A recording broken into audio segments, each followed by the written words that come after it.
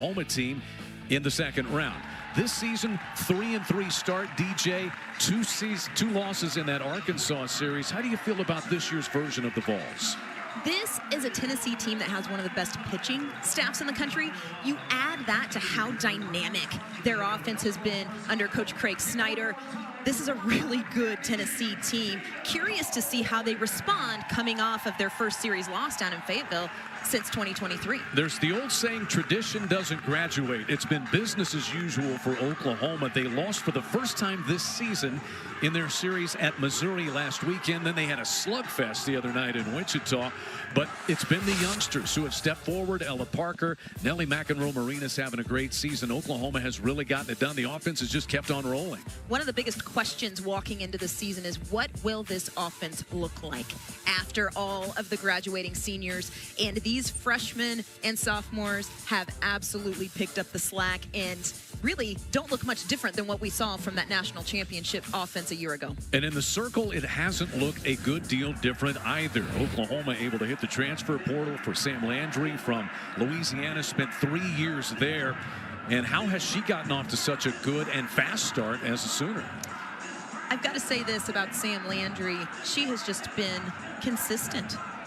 Dealt with a little bit of injury early in the season, but has really come on strong and has done just a tremendous job of working her pitches through the strike zone. She has tremendous movement working down. Does not have overpowering velocity, but she does such a good job of working her pitches through the zone and changing speeds when she needs to keep hitters off balance. Wanted to work with Oklahoma pitching coach Jen Rocha, and they have been a very formidable tandem to this point. Yeah, you've got to love what Coach Rocha does, not just with freshman pitchers that she recruited, but transfers as well. It's been a breakthrough season for Taylor Panel. She'll bat third. .436 average, 11 home runs, 45 runs driven in for her, leading this Tennessee Volunteers team.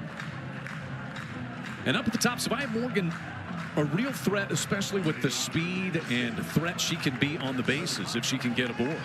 And I mentioned before we started what a dynamic offense this is.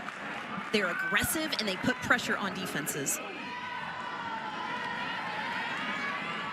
A near overflow crowd, overcast skies. We have gusty south winds at upwards of 35 miles per hour. So, you know, we typically wait a little bit to get in the weather forecast, but we could see balls jumping early. So let's just let you know it's gusting, and it's gusting out toward right center field tonight. I think gust might be a bit of an understatement. Yeah, it's Oklahoma in the springtime. Keep the ball down. Good matchup for Sam Landry, who does a good job of working low in the zone, but going to be so important to keep the ball out of the air today. So Oklahoma has shifted. They have 3 infielders over on the third base side of the infield as they put Gabby Garcia there. Elena Agbayani and Nellie McEnroe-Marinas are all over there. And they shift in Abigail Dayton into the second base spot. This is a little flare that's caught out in left field by the right fielder, Cassidy Pickering. Were you ready for that from the get-go, DJ? That's the right fielder catching a ball in left field on the shift. How do you write that in your scorebook? L7. L7? I think. Yeah, it's left field. That's the 7 spot. But it was indeed the right fielder, Cassidy Pickering, catching it to retire Morgan. Huge first out for the Sooners and keeping Morgan off the base paths. Here's Kinsey Fiedler, the center fielder. And seeing the shift from the Sooner defense, that's not something we see Coach Gasso do very often. It just goes to show how deadly this Volunteer offense is and what they bring to the table. 0-2 to Fiedler. Senior from Lee's Summit, Missouri. 7 triples for her. That leads the SEC, and she has really locked down that center field spot defensively. Washington transfer, was on the Pac-12 all-freshman team there. This one is lined and caught by the diving Gabby Garcia. Well, Patty Gasso told us the other day she feels like the middle defense on the infield has won this team several games. That's an indicator of how that's happened. Absolutely. And the freshman flashing the leather on a well-struck ball. And you see Gabby Garcia going down, and even more impressive, being able to keep her glove underneath that as she kind of it wasn't exactly the most graceful dive I've ever seen, but great job by the freshman. It was effective. Effective. And that's all it needed to be. Bases empty at 2 down. There's Gabby Garcia, the middle of this Oklahoma defense. You think about it. Center field, shortstop, second base, catcher. It's all new. And when you think about just being new, you also have a freshman at shortstop. And I think one thing that Gabby Garcia has really done a good job of, there have been so many things to talk about of what she's done offensively, but the way that she has handled herself as a freshman starting shortstop has been impressive as well. Slow dribbler out in front. Emmerling picks it up, and safe at first is Panel. So an effective bunt, essentially, there for Taylor Panel, just getting a piece of that ball and able to roll her way aboard with 2 outs here in the first inning. Ball never lies. We saw 2 pretty well struck outs to start the inning, and swinging bunt, if you will, to get aboard to try to start a 2-out rally for the Vols. So the first team all SEC performer Taylor Panel keeps it alive. And now we have Jennifer Rocha, the Oklahoma pitching coach, coming out, and the plate umpire Tatum Stolting as well. What they're chatting about here. I keep seeing Coach Rocha sort of looking at the stride area of Sam Landry. And quick meeting and wrapped up, but kind of see Sam pointing back to in between the alley of where she's striding out. We've seen that a couple times this season of pitchers wanting to adjust some things in the circle as far as the dirt and where their stride foot is landing. McKenna Gibson takes the opening pitch from Landry downstairs.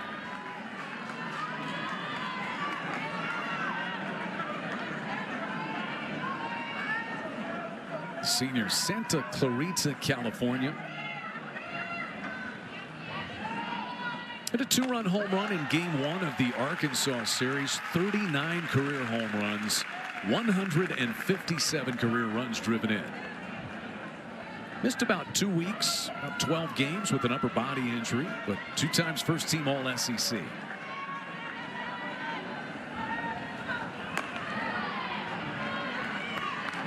This Volunteer offense, and we've heard Coach Weekly talk about it, but what Craig Snyder has done of really just building an offense that's holistic. That is the word that has gotten used quite often, of playing to each of the strengths. And I think that's why we see a little bit of everything from this Volunteer offense. 3 balls and a strike to McKenna Gibson.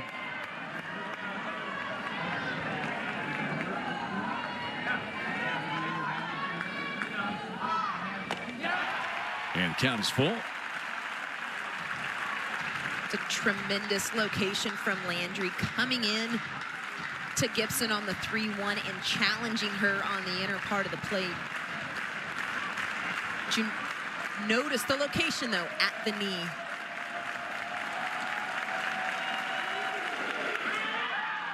There's ball 4. So runners at first and second on the infield hit by Panel, and the walk to McKenna Gibson for Karen Weekly, the 24th year head coach of the Lady Vols, last season's SEC Coach of the Year, and 2 times a runner-up at the Women's College World Series. And she said when you know that you're coming into an environment like Norman, you talk about it with your players.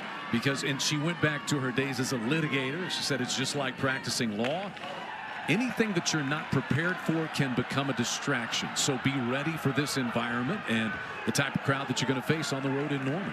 And that type of approach, I mean, Coach Karen Weekly is one of the best to ever do it. And the way that she approaches the game is so different from a lot of coaches.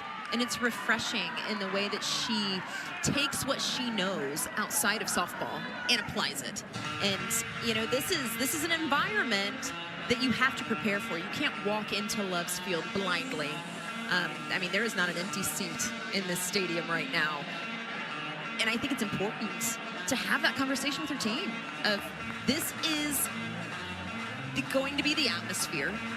How are we going to handle it? You've got to be proactive instead of reactive walking in to Norman. Seen a little bit of volunteer orange scattered out in right field and the bleachers out there.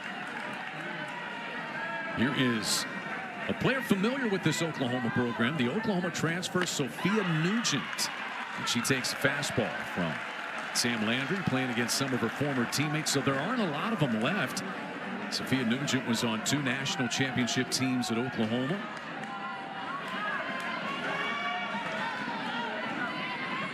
And Nugent, and what she did in her short time here, but was just part of 2 really tremendous teams in a Sooner uniform, and has moved on, and it's great to still see her do great things at Tennessee. 7 home runs as an Oklahoma Sooner back in 2023. This is her 2nd season with the Lady Volunteers.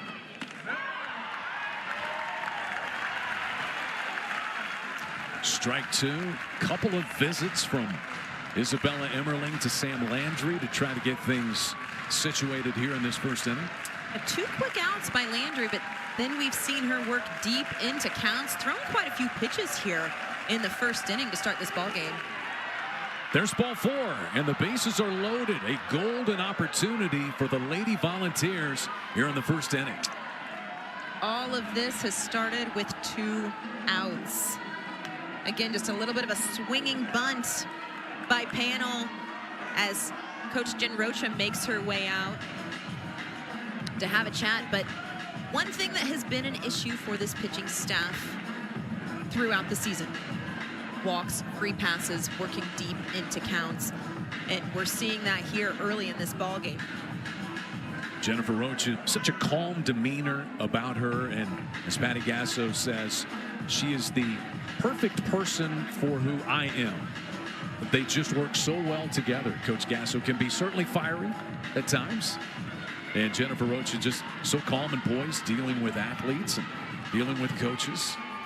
It's such a tremendous balance of what this coaching staff has between Coach Gasso and Coach Rocha, JT Gasso as well. And, you know, one thing that I really admire about Coach Jen Rocha is she does not try to make cookie cutter pitchers. It's a very 2-way relationship with every pitcher on her pitching staff. Big chance here for Laura Mueller and the Lady Vols.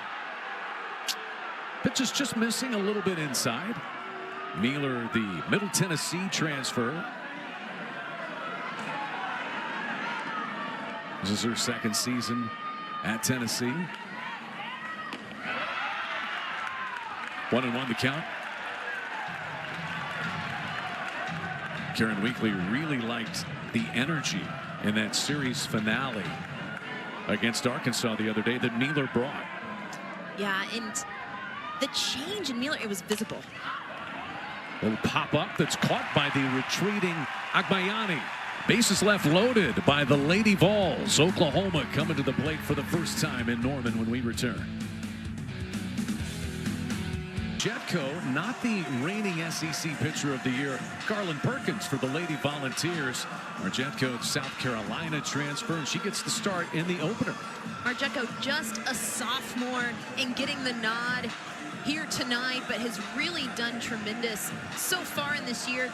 If you're looking, 57 2/3 innings thrown with 83 strikeouts. She does a really good job of missing barrels. She throws, again, not that overpowering velocity, but has big time break in all directions. And we had the opportunity to speak with Coach Weekly about Marjetko, and one thing she said was, I have a lot of pitchers who have 5 pitches.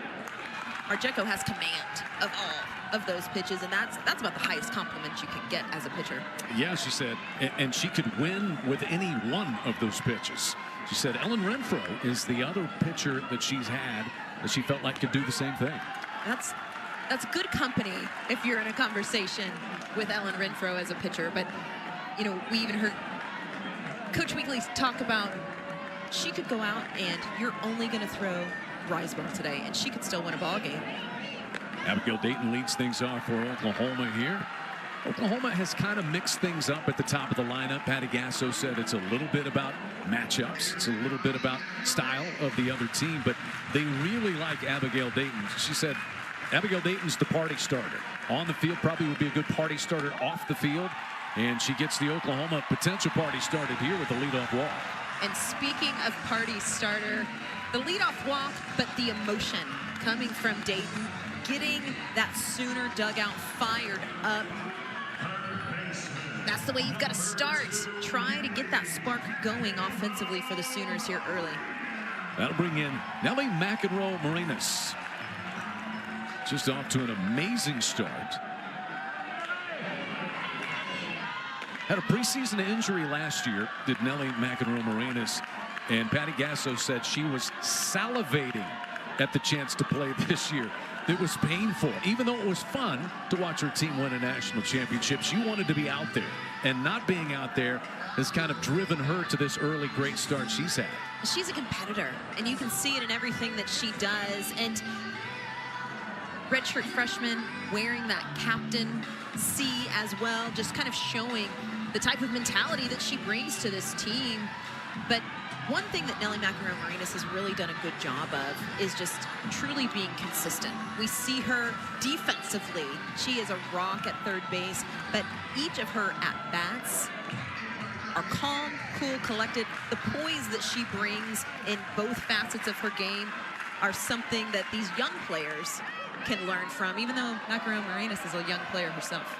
Quick visit there from Megan Rhodes-Smith, Tennessee pitching coach, just to try to calm down. You would imagine Marjetko got to be amped up in this environment. Yeah, and I think another piece of this as well, and I think we saw it from Landry in the top half of this inning, is getting a clear establishment of the strike zone and establishing both sides of the plate. But I think it would be fair to say there were some close pitches called balls, and that's what the strike zone is. We're seeing it here as well for Marjetko early here in the first, but trying to find a way to establish what that strike zone is and get in it quickly.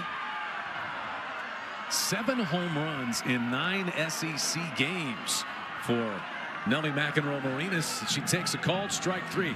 That'll get Marjetko right back in it. And speaking of finding the strike zone, pulling the string on a pitch that was truly deceptive, and you could see McEnroe Marinas, she knew it as soon as it came through the plate, but big time deception on the off speed coming from Marjetko. And so here is Cassidy Pickering. I mean, that's the talent that Marjetko has in a situation like that. After the leadoff walk, come right back and get one of the hottest hitters in the SEC out. And one thing for Sage Marjetko that makes her so difficult, you can't sit on one speed.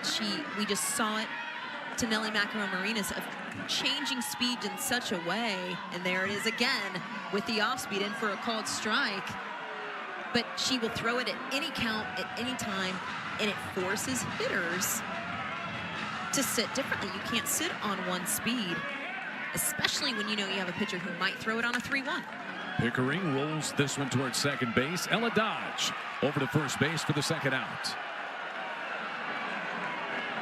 So Dayton able to make it down the line, and Pickering is saying she feels like she's safe. You saw the safe call from Tiare Jennings as well. Yes, that is Tiare Jennings over there. It's our plate umpire Tatum Stolting with the official announcement of what is being reviewed. Safer out at first base. Tiare Jennings, the All-American former Sooner national champion, coaching first base. She's a student coach, but she's over there at first base because Falapalima Steele, who is a regular assistant, is expecting a child. Yes. And she needs to be over in the dugout these days. So it is Tiare Jennings who's manning the first base spot. Let's take a look at this again.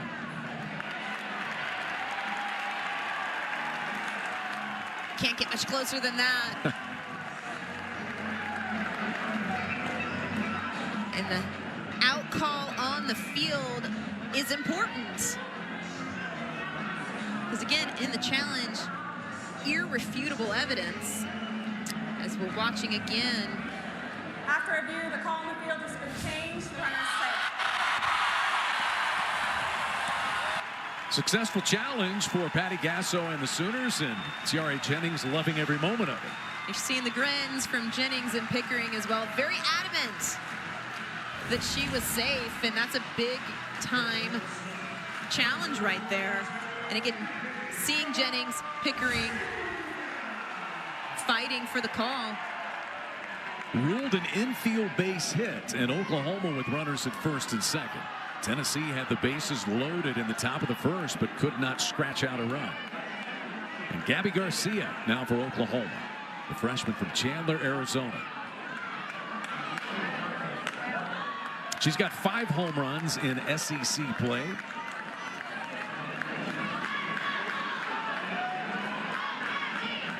The Mom Cara Hall of Fame player at Arizona State. So much expectation. And in the fall, it was a little difficult for Gabby Garcia to deal with, Patty Gasso said. So to see this, what she's done in the spring, has been a special time for Patty Gasso and the staff. She has really handled herself well, and the mental side of the game, you watch someone like Gabby Garcia, talent is never an issue, right? So physically talented, and you're always curious to see how freshmen handle themselves. And she's done such a tremendous job and has been about as clutch as they come at the plate.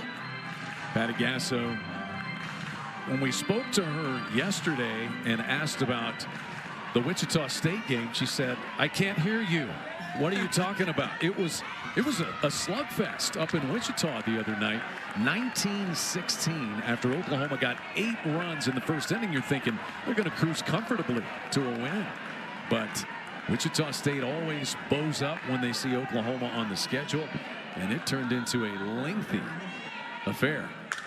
Back up the middle, scooped up by Mueller, and the throw is in time. Lady Vols flashing a little leather to close out the first. Oklahoma leads 2 in the first, and we are scoreless, headed to inning number 2. Title contested back in 2020, or we might be looking at 5 straight championships for Oklahoma. Yeah, it is. It's wild to think about that we are halfway through a decade, and the Sooners are the only softball team that have won a national championship. It's dynasty is about the only word you have for it. Yeah. What you're saying is the only team that's won a national championship in the 2020s is Oklahoma. We are halfway through the decade. I had to think about that It's for wild. a second. I was kind of doing the math, which I'm not good at. There they are.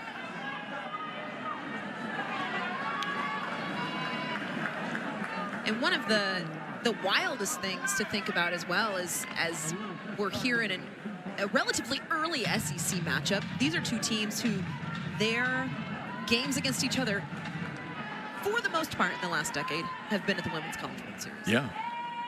And you take the toughest league in the country and add the number 1 and 2 teams in the country to it this year. Lower third of the order to the plate for the Lady Volunteers here in the second. Ella Dodge out there at second base tonight. 4 home runs for her. Lashes this one foul. Ella Dodge out of Bradenton, Florida. Just played 1 game in the Arkansas series. Kind of solidifying that defense up the middle has been one of the goals for Kieran Weekly and the staff. And as the season progresses, and Coach Weekly said herself of making changes and needing to find a consistency. Goodness. That one really got away, obviously, from Sam Landry. Unfortunately, Ella Dodge is okay as she heads down to first. Always a scary moment when that pitch comes up and in, but happy to see Dodge be okay. But the 3rd free pass from Landry here in this ball game, as Coach Patty Gasso is going to make her way out to have a conversation. And Landry continuing to kind of look at that area out in the front of the circle, but I think the conversation here and something you're noticing from Landry is her misses have been pretty big misses. So as a pitcher, and We don't know exactly what the conversations are, as you said, about the stride point or the landing spot for that front foot. You could tell she was pointing at it. Whether it's sound or not, is it in your head as a pitcher? And if it is, how do you get it out? A little bit, right? I mean, if you feel like you aren't striding out and having that strong footing, and I'm making assumptions here. I don't know that that's necessarily the case by any means, but it's something that you just have to adjust. I mean, that's the name of the game, and regardless, finding a way to work in the strike zone and work pitches. It's the 4th base runner already for the Lady Vols. And Amaya Doyle with an opportunity to move Ella Dodge on down the line. Carterville, Illinois native.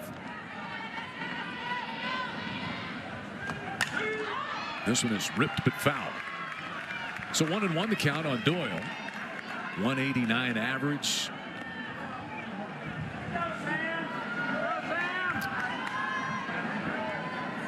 Spoken about, and I keep using that word, dynamic. How Tennessee is offensively is every hitter in their lineup can do a little bit of everything. Well hit, left center field, and this ball is out of here. It is gone off the bat of Doyle. A 2-0 Tennessee lead in the second. And Doyle just went ahead and proved my point for me in a situation where there are so many different options, hit and run, getting aggressive on the base paths. Doyle able to just put an absolute swing on the ball. Her 3rd home run of the season, but taking a pitch that was a little elevated in the zone and just putting a swing on it. Doyle just showing the power that can come from this Volunteer offense, even in the lower half of the lineup. 42 home runs as a team for the Lady Vols. That one got way out, all the way up onto the concourse out in left center field. And now it is Gabby Leach.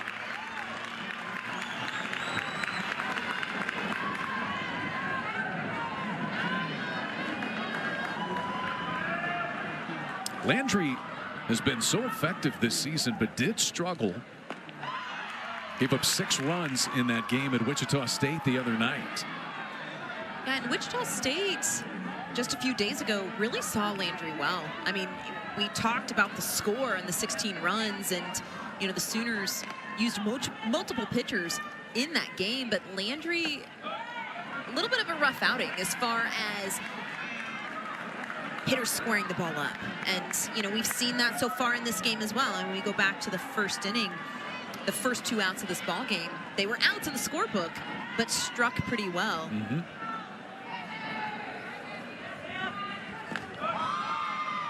Check swing foul ball there from Gabby Leach. Twin sister Alana, also a Lady Vol from the Woodlands, Texas. Tennessee going to be able to roll the lineup over here in the second inning already against Sam Landry. Well hit into the left field corner. That ball lands and then hops just over the fence in that foul corner. It'll be a ground rule double for Gabby Leach. You could see Leach on that swing, letting that pitch get deep and lacing it down the left field line. But such a good piece of hitting by Leach, and bouncing into no man's land into the bullpen for the ground rule double. But such a tremendous piece of hitting from Leach. 6 doubles on the year now for Gabby Leach, and back to the top of the lineup for Savia Morgan. Morgan hit that fly ball out to left field her first time Oklahoma shifted. They have shifted again with 3 infielders over on the left side, 2 infielders on the right side, and only 2 outfielders. Nobody home out in right field.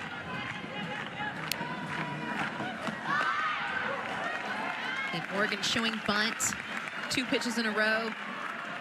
So many different options here for the Volunteers. Runner in scoring position, Morgan, who she can bunt, she can lace a double.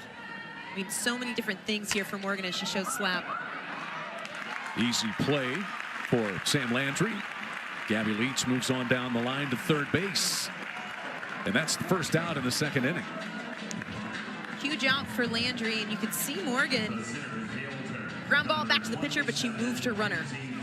Opportunity here for Fielder to drive her in. Sacrifice fly, squeeze. So many different options here for the Volunteers. Kenzie Fiedler hit one to the shortstop. Gabby Garcia, her first time up.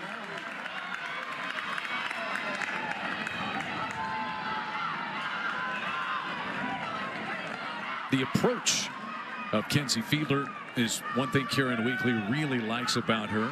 The way that she steps into the box. She's got a presence about her. 1-1 the count. This one sails out of play. We've got overcast skies tonight. We talked about the wind whipping out of Loves Field at about 35 miles per hour at times. Hopefully that will die off just a little bit. If you're a pitcher, as you were, DJ. Work down.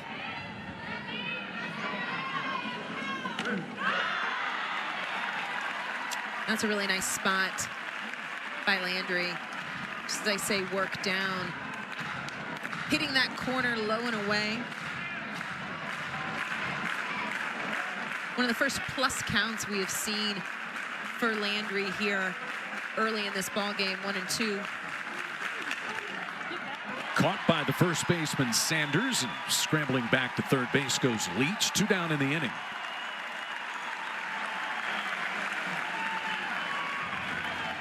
Huge out for the Sooners as Landry changed speed. Something we haven't seen her do a ton so far in this ball game.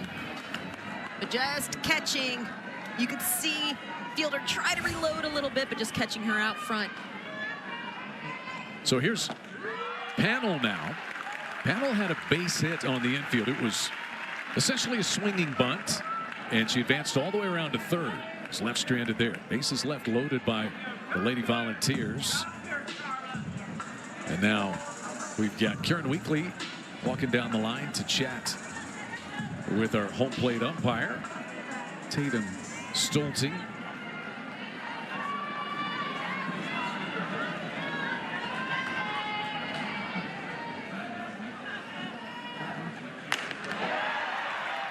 Landry pops the glove, misses a little bit outside, and the count is even at 1-1 on Taylor Panel.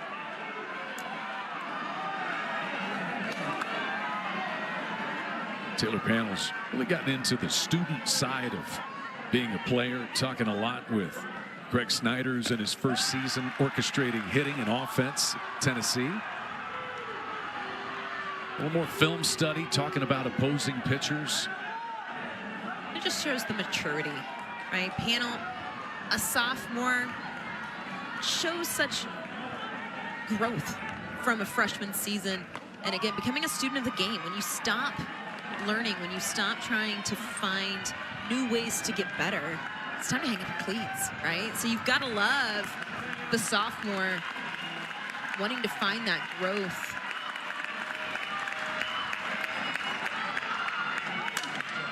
In the air to right field and caught by Cassidy Pickering. Inning over, but the damage done by the Lady Vols. Reigning SEC champs getting a big blast to left center field, the third of the year for Amaya Doyle.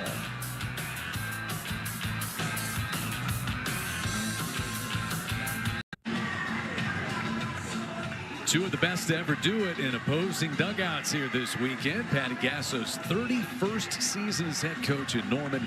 8 national championships, including 4 in a row. And Karen Weekly, 24th season at Tennessee. For 20 seasons was the co-head coach with her husband Ralph, who retired in 2021. What a special relationship that is and was. And these two, great respect for each other. Hard not to have great respect throughout the softball world for both of these head coaches, DJ. Absolutely, and you said it, 2 of the best to ever do it, but 2 women who have really not just built 2 tremendous programs, but have helped grow the sport and have helped just college softball in general become what it is today. You think of Patty Gasso, Karen Weekly, and what they have done just in general for the sport of softball. All the wins are just just icing on the cake. Ella Parker leads things off for Oklahoma. Parker, then Sydney Sanders, and Elana Agbayani. 5, 6, and 7 in the order. Sooners had 2 reach base in the first, but left them both stranded. Ella Parker lifts one to center field, and Fiedler takes care of that one.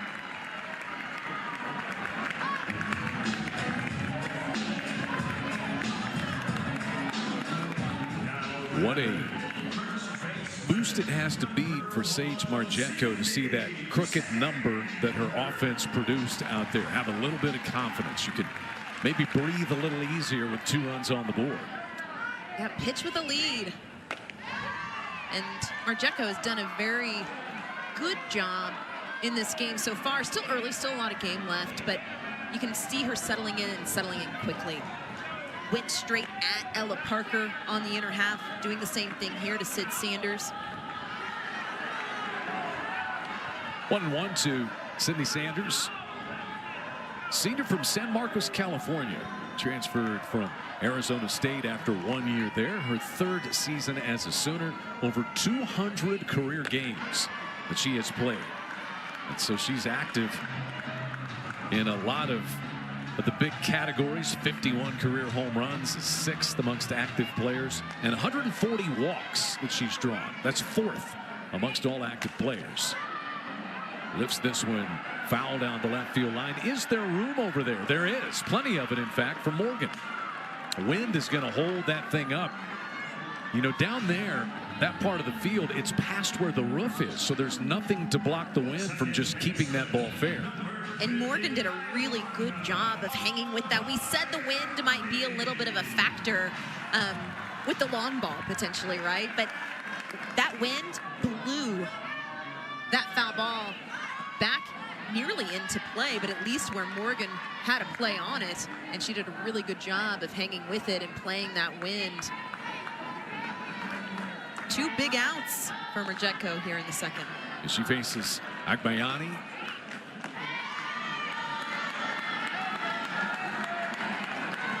Elana Agbayani, junior from Hawaii.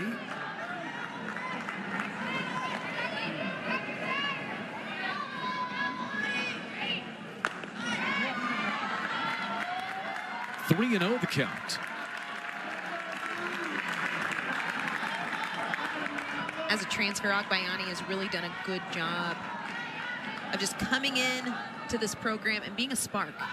Everything she does, and seeing it right there as she breaks up the 1-2-3 inning and draws a 4-pitch walk, but that's what she does. It's consistently finding a way on base and finding a way to get into scoring position. Agbayani, the BYU transfer, added 424 there a season ago.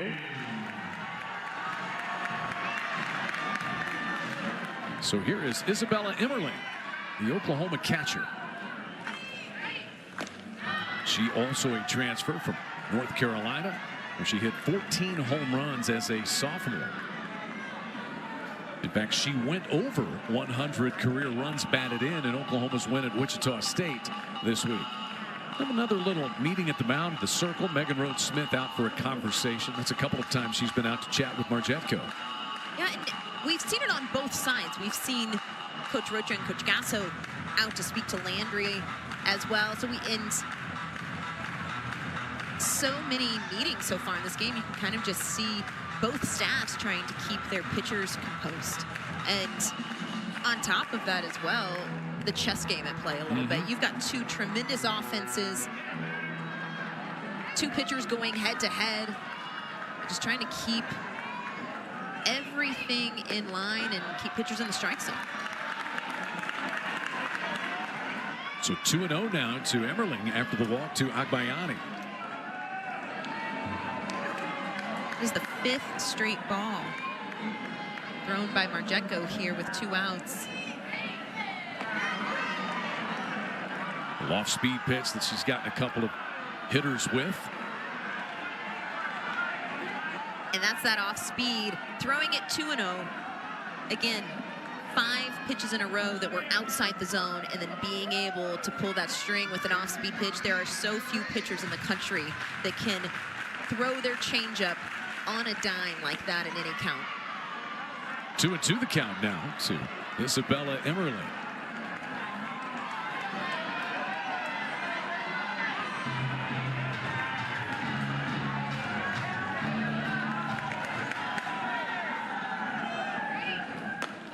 Swings right through that one. So the brief conference in the circle with Megan Rhodes Smith pays off. It's a strikeout to finish the frame for Marjetko. 2-0 Lady Vols. It has not been a comfortable couple of innings out in the circle for Sam Landry of Oklahoma. That's a departure from the norm for her recently. She is the reigning back-to-back SEC Pitcher of the Week. She's won the award 3 times already this season.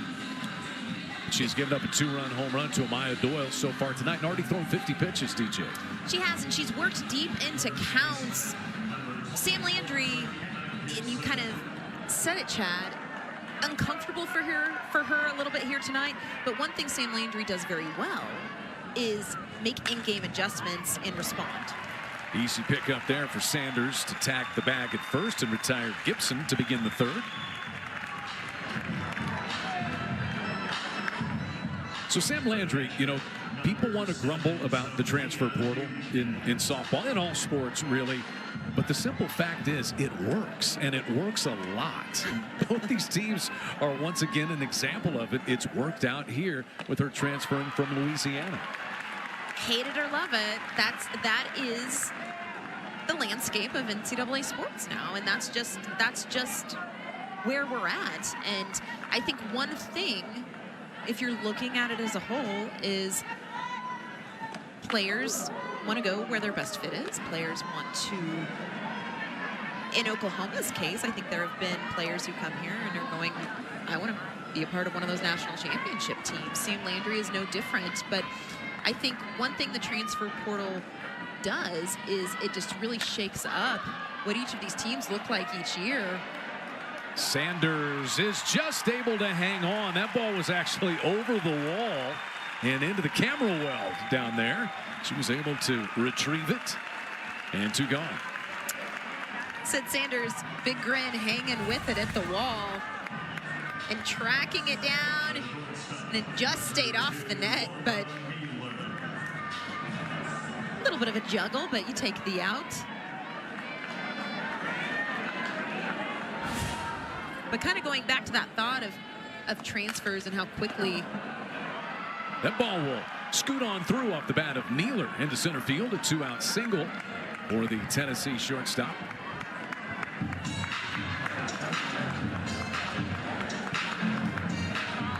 The second time here in this ball game that Tennessee has gotten something going with 2 outs. And so here is Ella Dodge. She was hit by a pitch and came in to score on Doyle's home run back in the second. So there's kind of shortstop, second base, these spots, Nealer and Dodge. Destiny Rodriguez has played some second base as well. And it's been about solidifying that defense. And Karen Weekly's not been super happy with it. Said they just need to arrive at the best combination.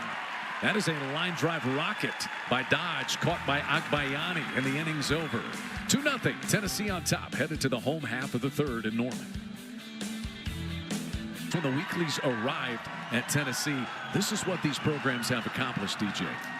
These aren't just 2 of the best programs in the country here recently. These are 2 of the best programs in the last 2.5 decades of softball going deep into postseason. Again, these are 2 teams every single year. You get to the point you don't question whether or not they're going to be in postseason. The question is, are they going to make it to the Women's College World Series? And when they do, how deep are they going to go? And what an amazing feat that's the conversation that gets had about these 2 programs. And we had it at the top of the broadcast tonight, and rightly so. When you get to the point of, well, they'll be in postseason. Now, how far are they going to go, and are they going to win the whole thing? 2013, they squared off in the National Championship Series. Oklahoma winning that one in 2 games.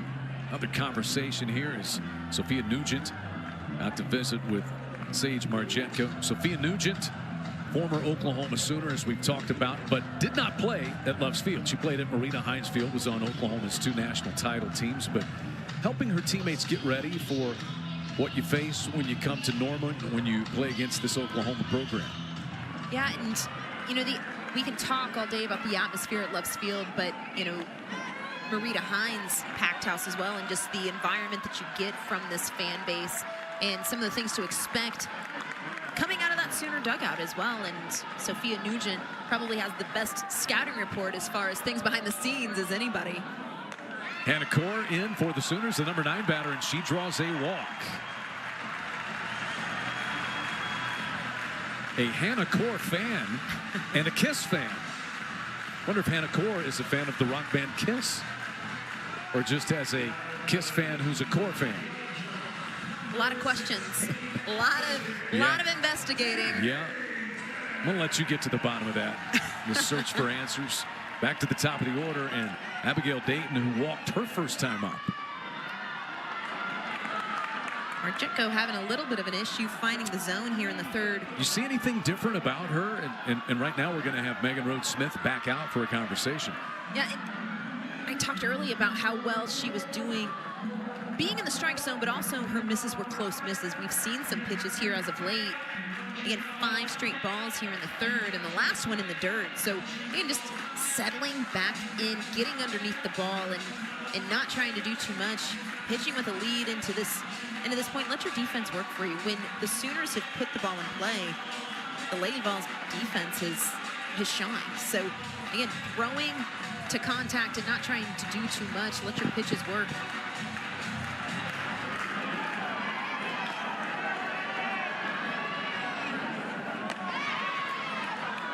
Calmly delivers a strike over the outer half. 1-1 to count here on Abigail Dayton. Not unusual for Oklahoma to use multiple players in the leadoff spot. This one is popped up. It evades the glove of Marjetko and of the shortstop Mealer, and everybody will be safe. Maybe not what Abigail Dayton had planned, but it worked out for her and the Sooners. And hit and run. Coach Gasso, she will tell you, she'll call a hit and run to take the pressure off of your batters sometimes, but that ball up in the air, Sooners got away with one there. And curious to see the scoring. Gotta go base hit, right? I don't think anybody touched it. I think there was a glove that was put on it by Marjetko. Okay, well, they've got hit up on the board. You keep your scorebook in ink. You're writing in ink, so if they change it, you'll have to scribble out over it, but for now, it's a base hit. And here's Nelly McEnroe-Marinos, who struck out looking her first time. That is a bold play by you, by the way, writing your scorebook in ink. It's more of a marker, even. Yeah, flare pins. Yeah. Once you go flare pin, you never go back. That pitch on the outer half, just catching the corner, and that's a part of the zone that has been a little bit inconsistent here tonight on both sides of the ball of whether or not that pitch is going to be a call to strike. But Marjetko ahead here, no balls and 2 strikes early. And another good location for Marjetko. She's done such a great job of working left and right. Part of her scouting report, again, she can work in all directions, and we've seen it.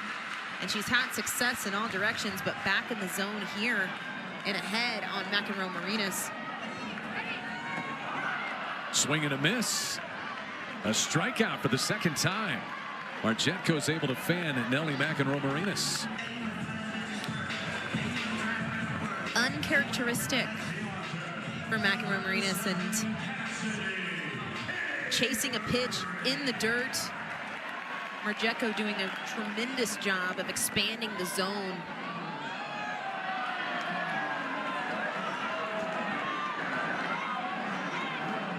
Cassidy Pickering had a base hit her first time up.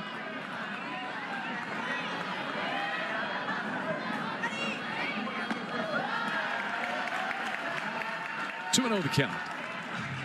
Tennessee electing to not pitch the two-time SEC Pitcher of the Year, Carlin Perkins, in the opener. We were all prepared to talk about 78.2 miles per hour, a record in softball that she threw on Monday in the 6th inning of that game against Arkansas. In fact, that's the first thing we asked Patty Gasso, what do you expect in Tennessee? And she shouted 78.2 miles per hour. It was the pitch heard around the world. It was. And rightfully so. Absolutely. That one got a piece of Cassidy Pickering. Everything about that pitch, Pickering, 2-0 count, jumping on that pitch that she was hunting. But Sophia Nugent going out the pitch before him, we've seen her be very active in working with Margeco so far in this game, but noticing when Margeco needs to get composed and get back in the zone. She's had success when she's ahead in the count of falling behind here. 3 balls and a strike with a runner in scoring position.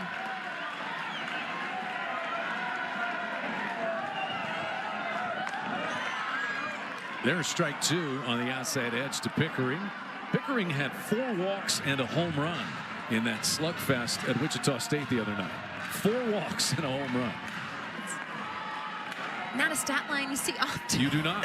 She's riding a 7-game hit streak, make it 8 after the hit earlier tonight, and the bases are now loaded. And Gabby Garcia is going to get a crack for Oklahoma. The freshman, an opportunity. She's been in so many times in this season already. It has come up clutch, but the Sooners, opportunity to tie this game up or take the lead, and have left some runners on base so far in this ball game.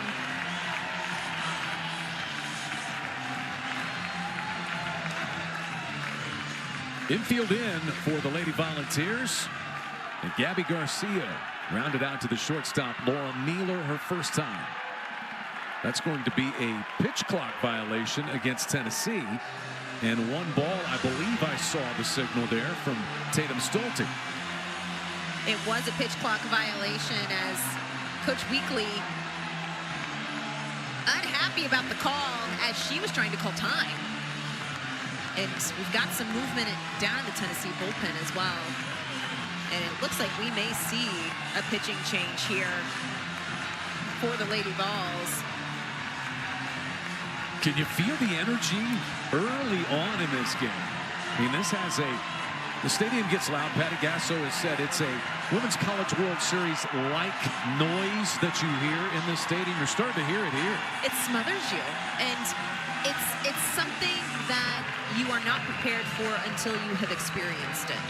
And it plays a factor. I mean, these fans on their feet, knowing that Sooner softball fans are pretty savvy, right? They understand momentum, and they understand when you've got a pitcher on the ropes trying to make something happen.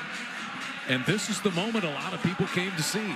This Oklahoma lineup leading the SEC in home runs. And Carlin Pickens, the 2-time SEC Pitcher of the Year, who just recorded the fastest pitch in softball history back on Monday. And we talked about this when we saw Margeco was getting the start, that we would potentially see Pickens if the Volunteers got a lead. And here it is, being put in a position, bases loaded, 1 out with a lead, take the game over, and she very well can do that with velocity like you've never seen. And sometimes that's hyperbole when you say you've never seen speed like this, but you have never seen speed like this. 78.2 miles per hour. Unbelievable. The velocity that she has with those long levers. Can hit those up to 70, she's shown it, but consistently in the mid-70s, works north and south with the drop and rise, and she, just like Margeco, can change speeds in any count. So again, as deadly as that changeup is, pair it with the mid-70s and sometimes even the upper 70s. That is a huge rhythm disruptor. And opening up with the heat to start. One away in the inning. So there was the pitch clock violation.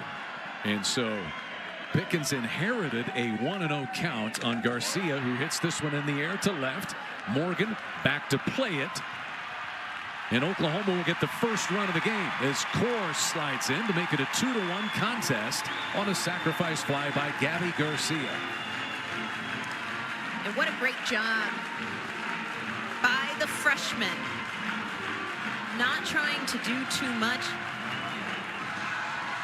and taking that velocity to the opposite side of the field and playing the game. Play the game. Doesn't matter how you get it done. Find a way to chip away at that lead and take care of business with runners in scoring position. So runners at first and second, and now 2 down here in the third, and Ella Parker is the batter. She flied out to Kenzie Fiedler, the center fielder, her first time. Ella Parker's been battling very painful shin splints that she continues to deal with. And in fact, she wears more the turf shoes in the dugout, and then when she's fourth up in an inning, she'll go to the cleats and get ready for her at bat, DJ, but just tough to deal with. Hits this one toward left center field. Morgan over to catch it, and the inning's over. So Pickens comes from the bullpen, gets the final 2 outs, but the Sooners also get on the board. It is 2-1. Lady Volunteers on top, moving to the 4th. To the plate here in the top of the 4th inning. And it will be Amaya Doyle, who hit the home run earlier to lead things off. Doyle, then Leach, and then back to the top of the order for Savia Morgan. This was with Ella Dodge aboard, and it was a no-doubter. You see up onto the concourse in left center field and getting paid. Maybe some NIL ramifications over there in the dugout, DJ. And should be. Rightfully so with that shot. Her 3rd of the season. So Landry back out there for Oklahoma. Gave up that home run. Has had some base traffic to have to deal with. Hasn't had a clean inning so far. We heard Coach Weekly talk about it on the Tennessee side of the ball, but I mean, walk numbers have been high for both pitching staffs so far in this ball game. 3 free passes for Landry. But a lot of base runners and really and truly, I mean, not a ton of base hits in this ball game. Tennessee with 4. The Sooners just with 2, but still finding base runners.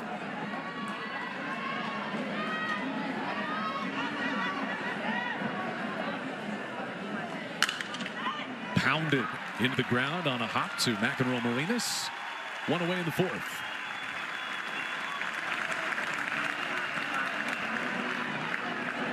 Only McEnroe Marinas.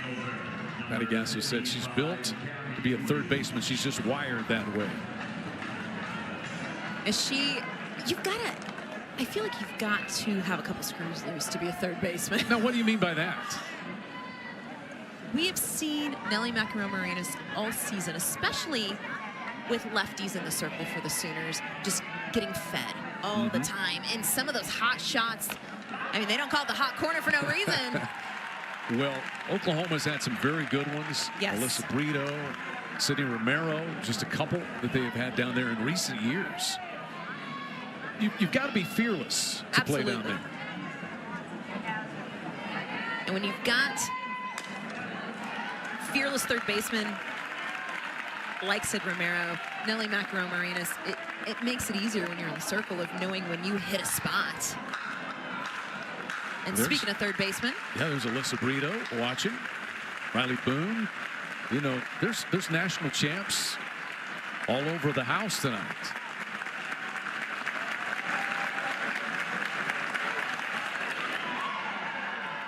Just down and in there. Nicole May as well, and whole line of national champions there. Lena Torres, Jada Coleman. Jada Coleman down there.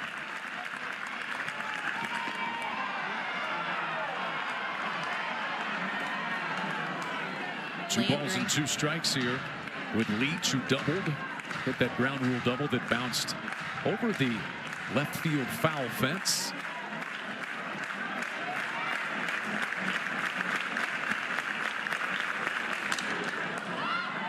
Slow roller to second. Agbayani takes care of Leach. 2 gone.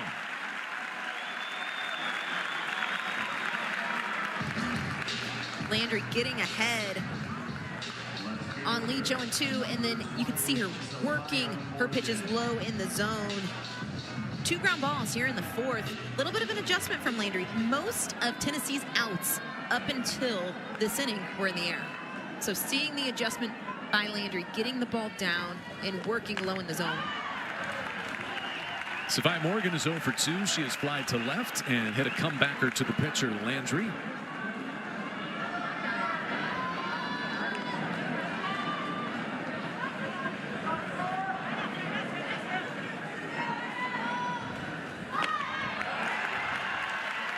And 0-2 the count on the Tennessee left fielder. Morgan has started every game for the Vols, leads them in runs scored, 19 stolen bases, just a menace when she gets on base.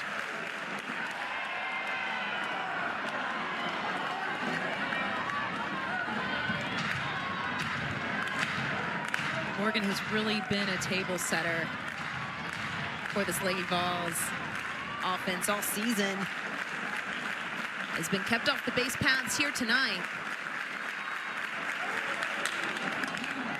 Tough short hop there by Garcia, but she's able to get Morgan. And that's the first 1-2-3 inning worked in the circle by Sam Landry tonight. 2-1 Tennessee leads. We'll visit with Patty Gasso when we return to Norman.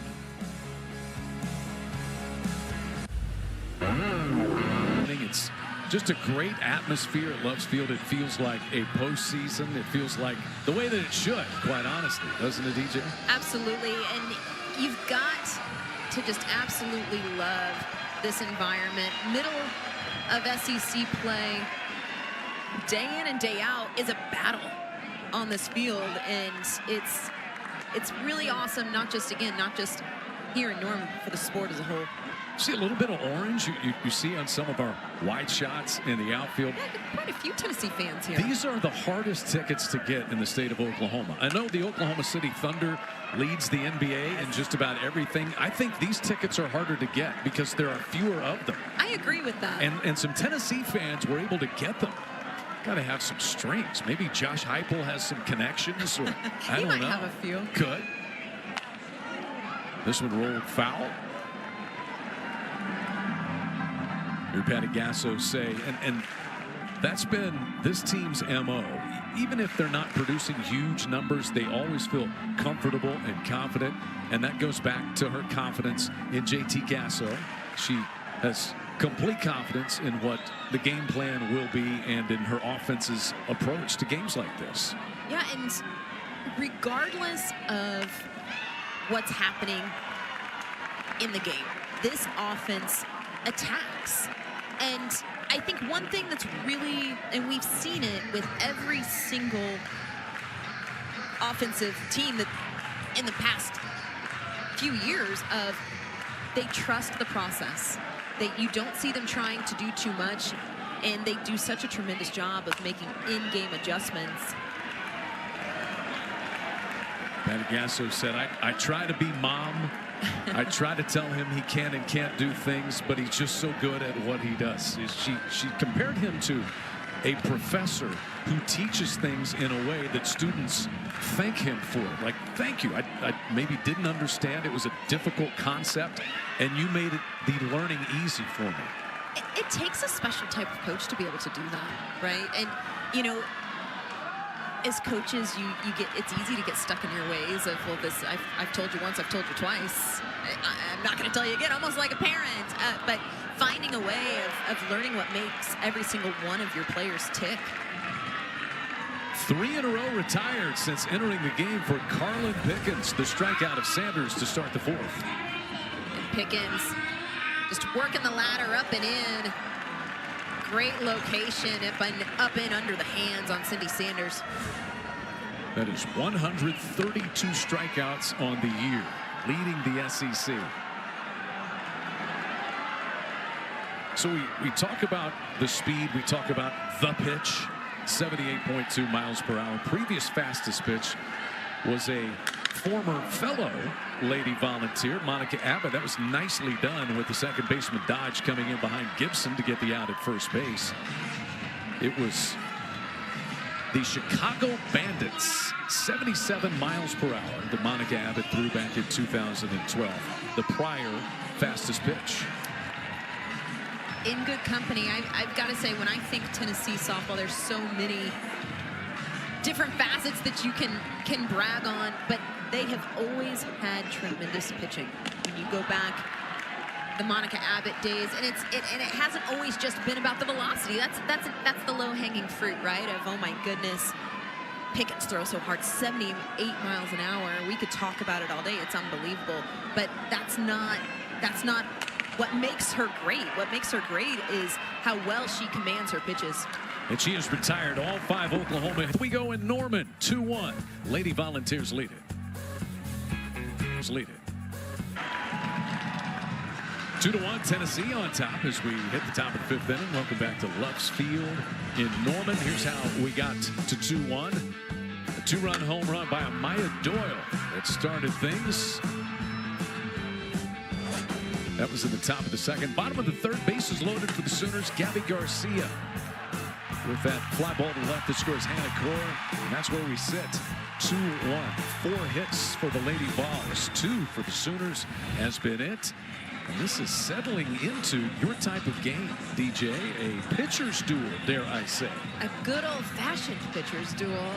I don't feel like we see them all that often anymore. But one thing both of these pitchers, Sam Landry in the 4th, her first 1-2-3 inning, and Pickens said, I'll see your 1-2-3 inning and retire the side myself. So again, both of these pitchers starting to settle in and be in the strike zone, which was an issue early on both sides. Was, in fact, 2 of the 3 runs were scored by a batter who was either hit by pitch or drew a walk. Agbayani, easy over to first with the first out. Alana Agbayani has moved right into that second base spot for Oklahoma defensively. We've talked about it over the years with this Oklahoma program. Pitching, amazing. National Pitchers of the Year. All-time softball home run leaders. But they have been so good defensively under Patty Gasso over the years. Unflinching in the detail that they have out there in the field. It has been a staple of her tenure here in Norman, hasn't it? It has, and it's easy to talk about the great arms that have come through this program. It's easy to talk about the blasting offense. I think sometimes the defense gets overlooked a little bit, you know, and not so much because it's not outstanding, but it's expected. You don't always expect pitchers to come out and shut out every team that they face and strike out 10, or to have an offense that has the power like we've seen from this Sooner team in recent years. You expect in a Sooner uniform to see nearly a flawless defense, and this defense does not disappoint. That was hit on a line, a bit of a late jump out there by Core, and she was just able to pluck it off the outfield turf to retire Taylor Panel. I don't know if she didn't get a clean look at her, or that ball was just knuckling as she tried to come in and play it. Panel squared that ball up so well that I think it may have had a little bit of a knuckle going in to Core, but good job by Core. Big grin, finding a way to make it. She just wanted to make a shoestring catch. It got our attention. McKenna Gibson, the cleanup hitter. She walked into first and then grounded out to the first baseman, Sid Sanders, in the 3rd. 39 career home runs, 157 career runs driven in. And a high chopper, an easy one for Landry. Now back-to-back 1-2-3 innings in the circle for Sam Landry. 5th inning stretch time. Tennessee leads Oklahoma 2-1. in the Big 12. If they win 5 in a row, it would break that dry spell for the SEC. Or might it be the Lady Volunteers? Certainly showing what they have to take. There's the wall. That is right field here at Loves Field. Carlin Pickens has retired all 5 batters that she has faced since coming on in relief of Sage Margetko. Maya Bland is pinch hitting here for the Sooners. And the outcome is the same. It is a strikeout to start the 5th inning. And since Pickens has entered this ball game, you can just feel the calmness and taking this game over. And that's such a tremendous location on the inner half. Just twisting Maya Bland up. Abigail Dayton sends this one to deep right center field, and it's out of here. The leadoff batter in the lineup for Oklahoma.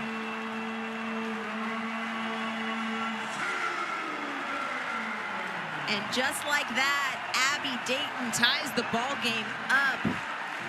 Just her 2nd home run of the season, and took advantage of a pitch up in the zone and got it up and what we're going to go ahead and call a jet stream of wind. That pitch up at the letters, and did such a great job of handling that pitch up in the zone and launched it. Patty Gasso calls her the party starter. In the leadoff spot for a reason. She provides energy, and she provides a thump with 1 away here in the 5th inning. One way to start a party. Tie the ball game up with 1 swing of the bat. In this game, it has just been absolute momentum shifts back and forth between these 2 teams. Oklahoma has certainly taken hold of the momentum in this one. And here is Nellie McEnroe Marinas.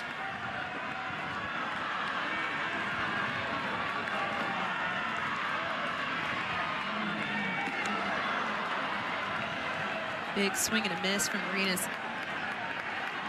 Has not seen the ball well here this evening with a pair of strikeouts. 7 home runs in 9 SEC games. She had a home run in each game of the Missouri series last weekend. This off the end of the bat and barehanded. Carlin Pickens able to get out number 2. McEnroe Marinas is 0 for 3 tonight. Pickens just bouncing off the mound to make the play. Good response after the solo shot.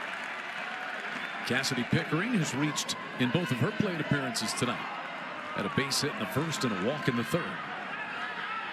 She was the last batter that Margetko faced before being replaced by Pickens. Just a mature hitter. That's the word that you get from Patty Gasso, DJ Gasso, and she's only a sophomore.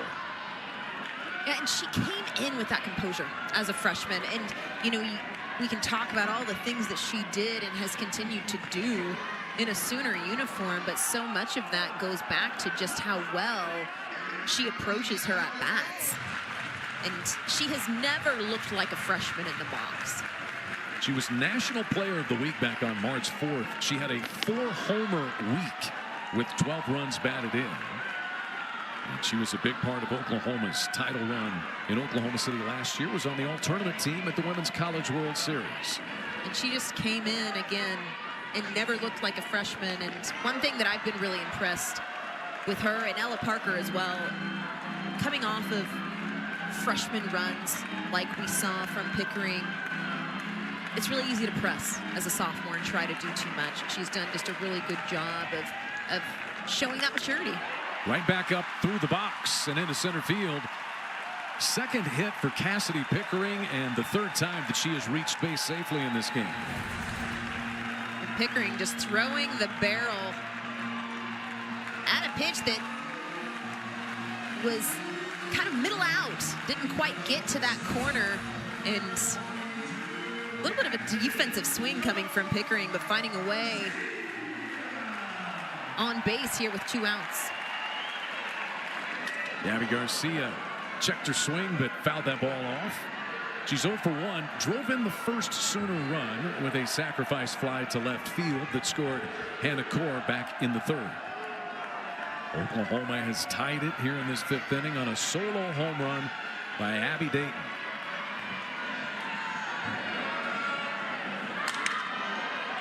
And 0-2 the count quickly on Garcia.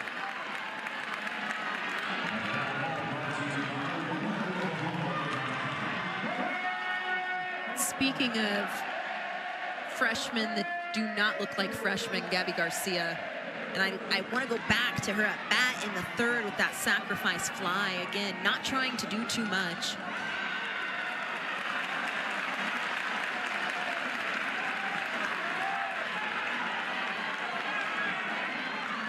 Business-like freshman.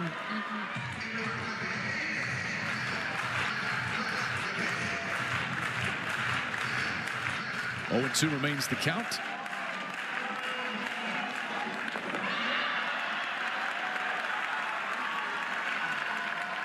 Pickens has struck out 2 since entering the game in relief of Margette Coe.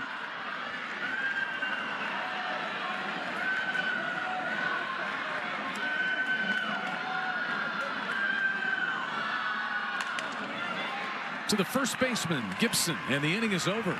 But Oklahoma battles back to tie it. The Sooners once trailed 2-0.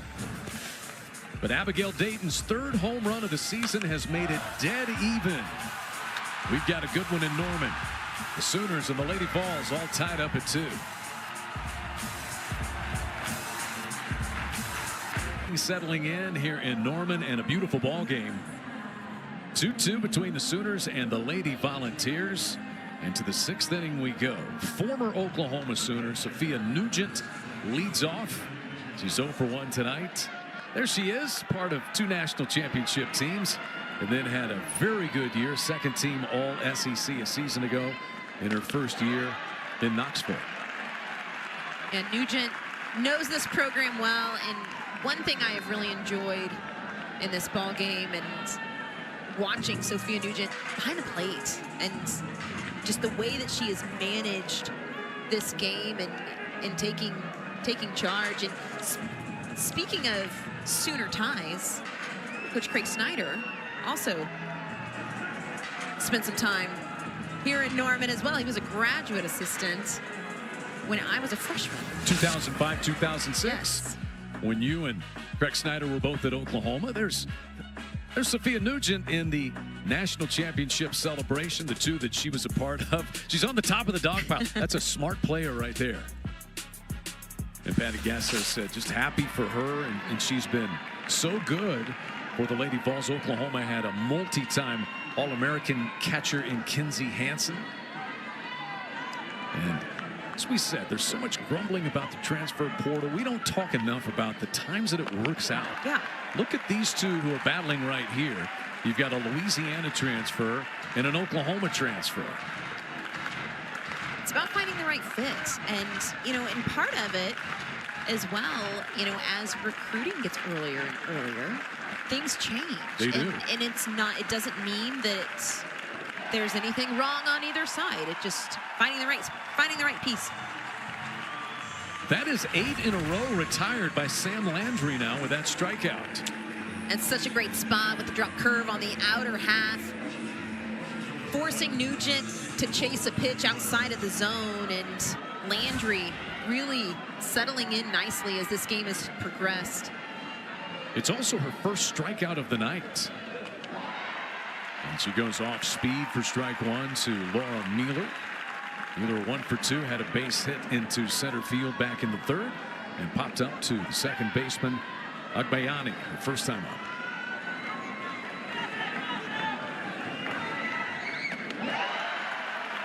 Not a lot of off-speed offerings, but 2 to start this at bat. And you can see Mueller, that's not what she was hunting. She was out of rhythm and off time, and Landry finding some rhythm herself. Working in the zone, we're seeing a lot more 0-2 pitchers counts. And her misses are the difference. The misses are close. The misses are deliberate. We're not seeing those big misses way out of the zone, up or down or in the dirt. Each pitch is just nibbling right outside the zone, and all of a sudden now you're shifting and we're starting to see more defensive swings from the Volunteers. High chopper. Reaching up to grab it is Sanders, but won't get to the bag in time. Mealer beats it. A little off balance there, but had to climb the ladder, did Sydney Sanders. And talk about a high hop. Call it a chop. Mealer just using the dirt and finding the way on base. 5th hit of the night for the Lady Vols. And Sydney Sanders, I think a little understated of how difficult it was just to play that high hop, as it almost skied over her head. That's the second hit from Mealer tonight. It breaks a string of 8 straight retired by Sam Landry. And here's Ella Dodge, who was hit by pitch and was aboard when Doyle cracked a home run in the second. Something to keep an eye on. Mealer will take off. 6 stolen bases on the season.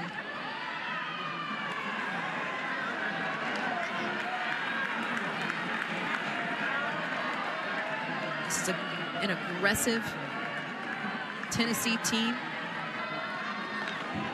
An opportunity here to try to put some pressure on this Oklahoma defense. Ground ball to Akbayani. She will tag Mealer and throw to first, but not in time, as Dodge beats the wrap. It's good work by Akbayani getting the lead runner, but that ground ball took her a little bit up the middle. Instead of shoveling and potentially giving the Sooners an opportunity to turn 2, made the decision to go and tag Mealer.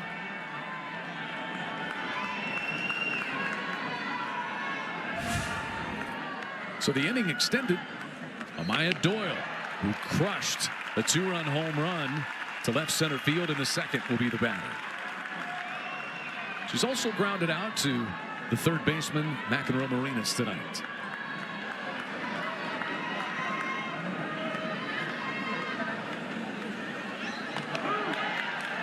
Doyle's home run back in the second has been the difference maker for Tennessee in this game, and took that 3-1 pitch.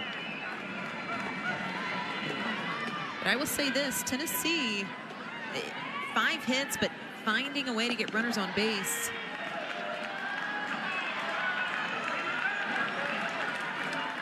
Two balls and a strike now.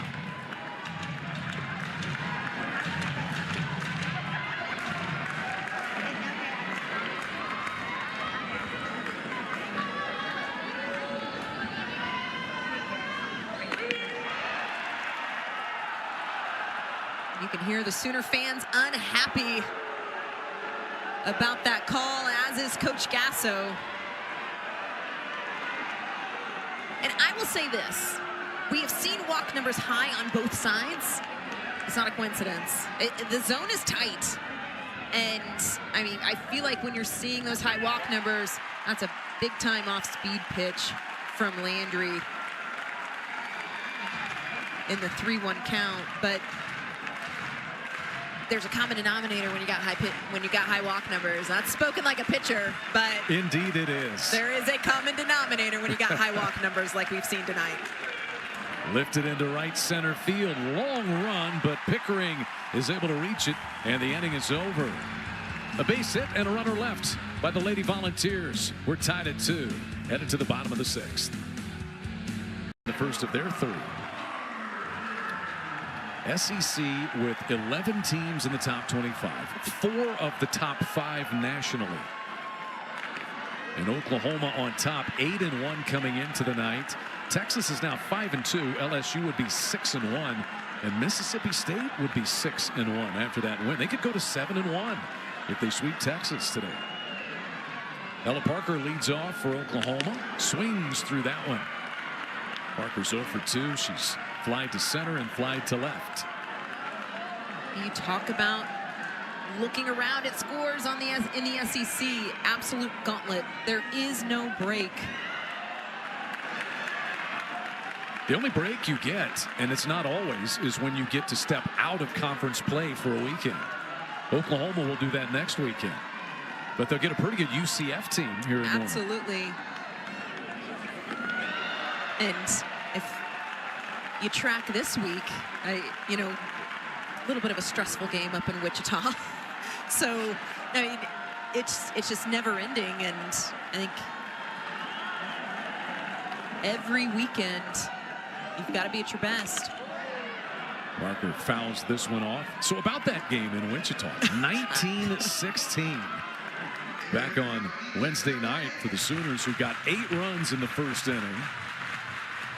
And Wichita State started hitting home runs. The night got late, and Oklahoma was able to get out of, not Dodge, but another city in Kansas, Wichita, with a 3-run victory, 19-16, as Pickens retires Ella Parker to start the 6th. I'm impressed with your Kansas geography, Chad. Let's see, Dodge, West, and Wichita kind of south central in the state of Kansas. Pickens has been very good with the exception of the home run to Dayton in the 5th. That is one of 2 base runners that she has allowed since taking over in the 3rd for Marjetko, who started tonight. Sydney Sanders is 0 for 2. And one thing this Tennessee pitching staff has done well just in general, if you go back and you look, they've handled the middle part of this lineup very well. Garcia had the sac fly, but she also grounded into a 6-4-3 double play with runners in scoring position back in the 1st. Ella Parker an 0 for 9 so far, something that is atypical. Sydney Sanders has not reached base yet here tonight. So Tennessee pitching has handled the meat of the Sooner lineup very well, and you know, that's why we're knotted at 2. 2-1 now on Sid Sanders.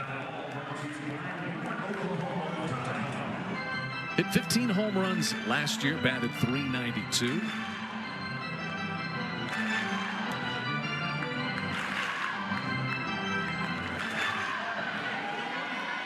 Such patience from Sydney Sanders as she takes the 2-1. And Tatum Stolting hearing it a little bit from the Tennessee dugout on that one. Not too much.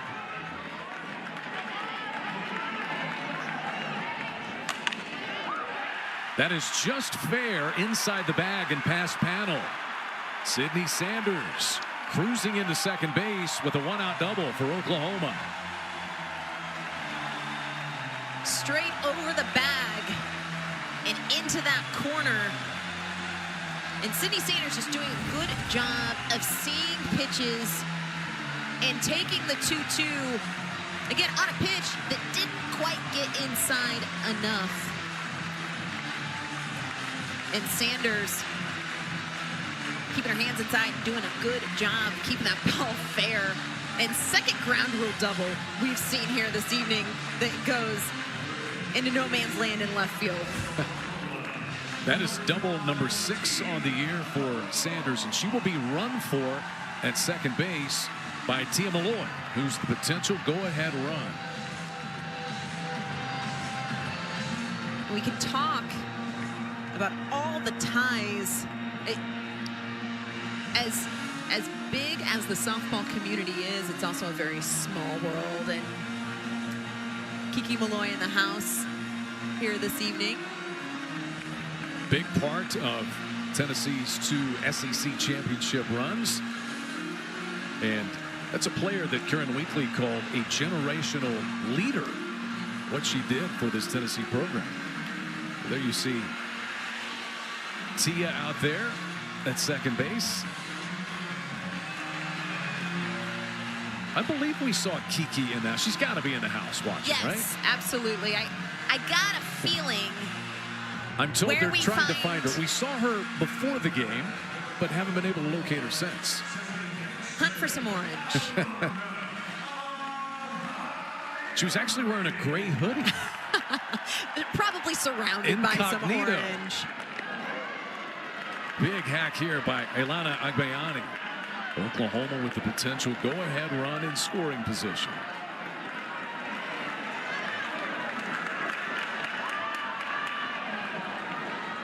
Agbayani walked in the second, rounded out in the fourth, and 0-2.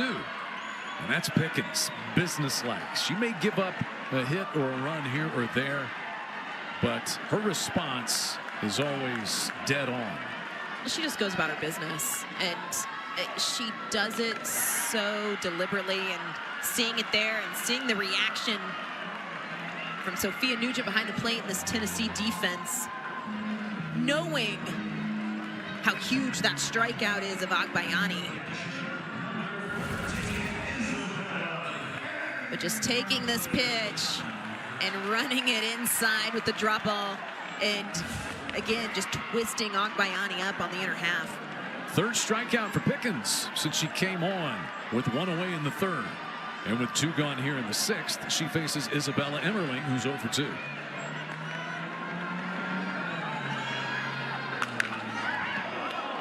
And the count quickly to 0-2. Look out over there, Hannah Core in the on-deck circle. 9 home runs for Emmerling. In fact, she hit 2 grand slams this year and a 2-homer game in Oklahoma's SEC opening win. Roller to third. Panel to first in the inning over. A double by Sid Sanders, but the Sooners lead one in the 6th inning, and we remain tied at 2 on SEC Network Plus.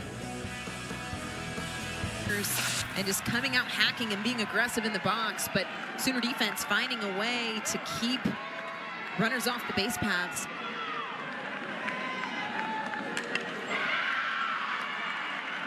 Gabby Leach, first pitch swinging. She had a double back in the second. She's also grounded to second base. Landry has allowed just 1 base runner in her last 3 innings of work. 1, 2, 3 innings in the 4th and 5th, and gave up a single but left that runner out there in the 6th.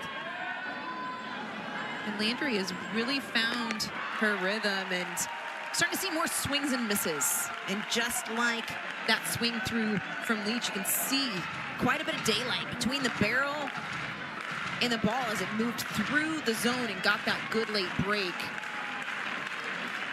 But Landry doing a good job of executing the drop ball, and then what has been the Achilles in this ball game, free passes.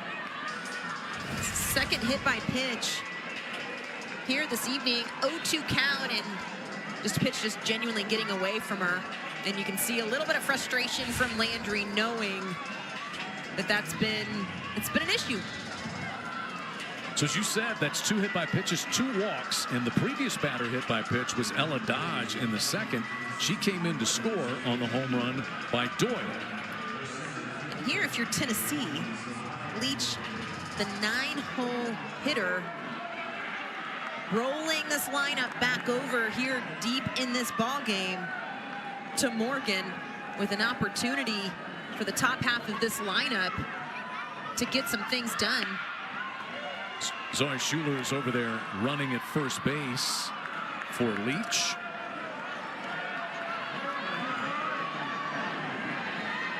Morgan 0 for 3 tonight. Has flied to left and grounded out twice. Tennessee with a chance to go on top.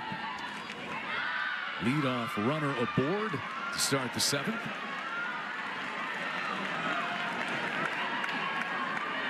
And this is where this Tennessee offense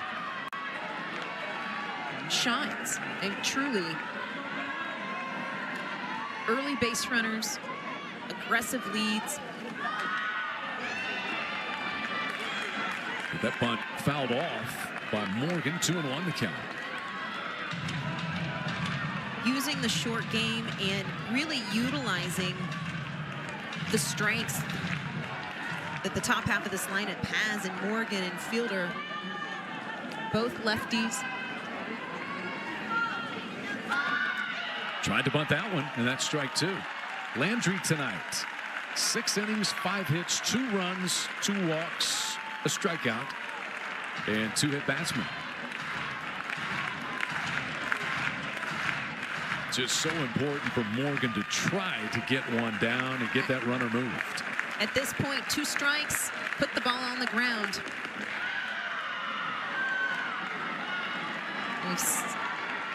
Saw the attempt at the bunt, and again, top of the 7th inning, finding a way to move your runners, and now Morgan gonna need to do it with the stick, seeing her go to the slap. It'll stay 2-2. The Sooners sticking with that defensive shift against Morgan.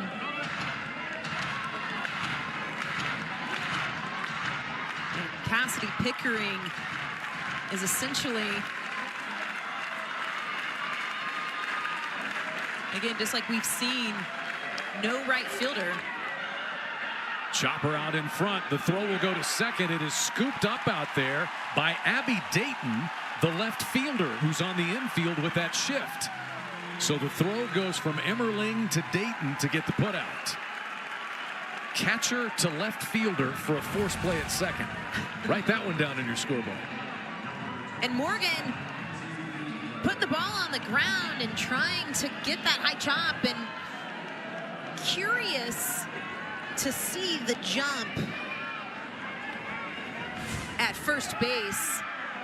And there goes Morgan after being safe at first. The pitch goes all the way back to the backstop.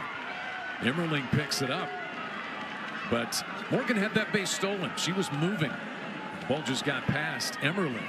So now the Lady Volunteers with the lead run in scoring position here in the 7th inning.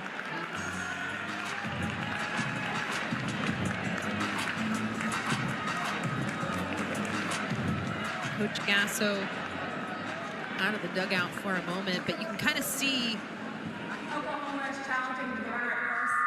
Left early. The call on the field is that she did not leave early. So the call is stolen base for Morgan, and Patty Gasso challenging that she left the base early.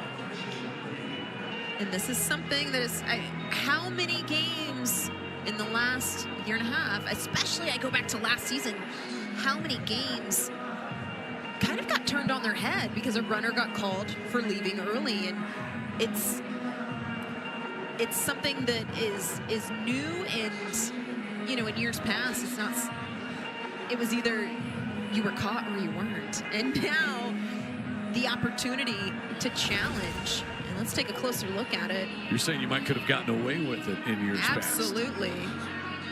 And man,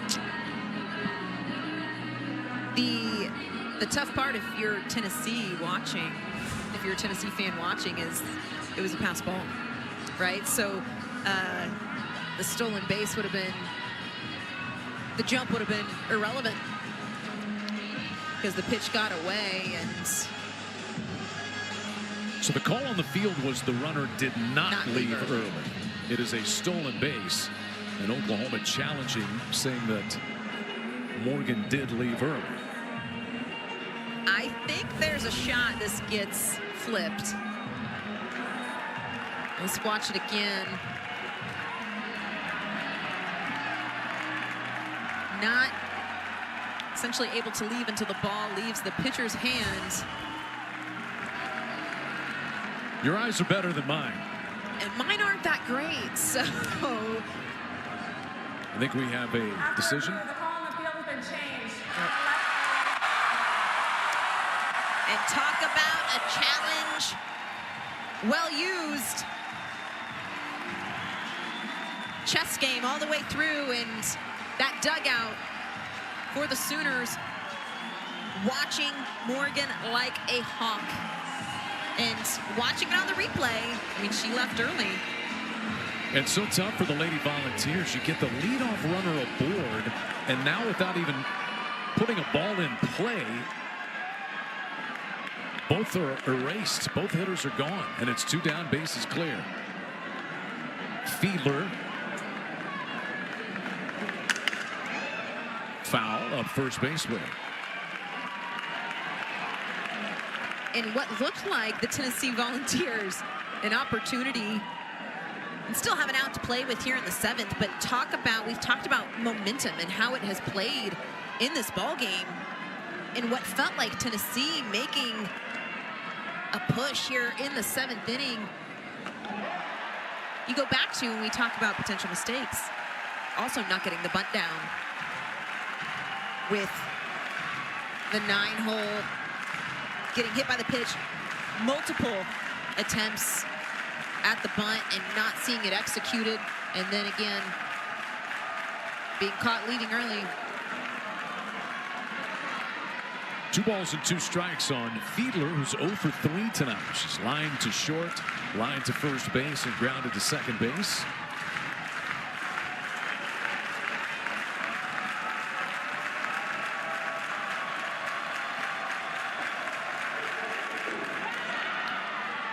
And a full count. I'm going to say the word again of momentum. For Landry, getting a couple gifts. I mean, if we're being completely honest, getting a couple quick outs after giving a free pass to start this inning. Big pitch here, big at bat for Landry to get the Sooners back in the dugout and keep that momentum on the Sooner side.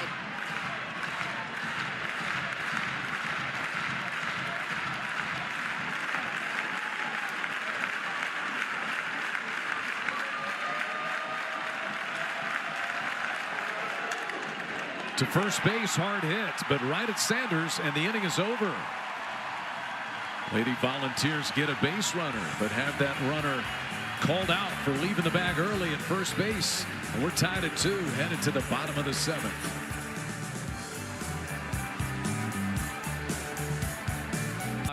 On ESPN, Chucky Kemp and Amanda Scarborough will have the call for you. Patty Gasso's Sooners have been resilient. This young team has been unflinching. 11 come from behind wins this year. They trailed 2-0. They got a home run from Abigail Dayton in the 5th. She'll bat second here in this inning. Oklahoma's also 9-1 when the opponent scores first, as was the case tonight. The 2-run home run in the 2nd inning by Doyle, who gave the Lady Volunteers the lead. Hannah Core back in there in the number 9 spot after Maya Bland batted for her in the 5th. Right chopper is foul. Hannah Core's 0 for 1. She walked and scored a run on a sacrifice fly. It was the first Sooner run back in the 3rd inning. And Hannah Core coming around to score on that walk, and you know, you just look at how this game has gone, and it's been kind of interesting, as you know, the Sooners in a position here to potentially walk it off. Not hit hard, and a tough play. The Dodge cannot quite get to first in time. Hannah Core with an infield single.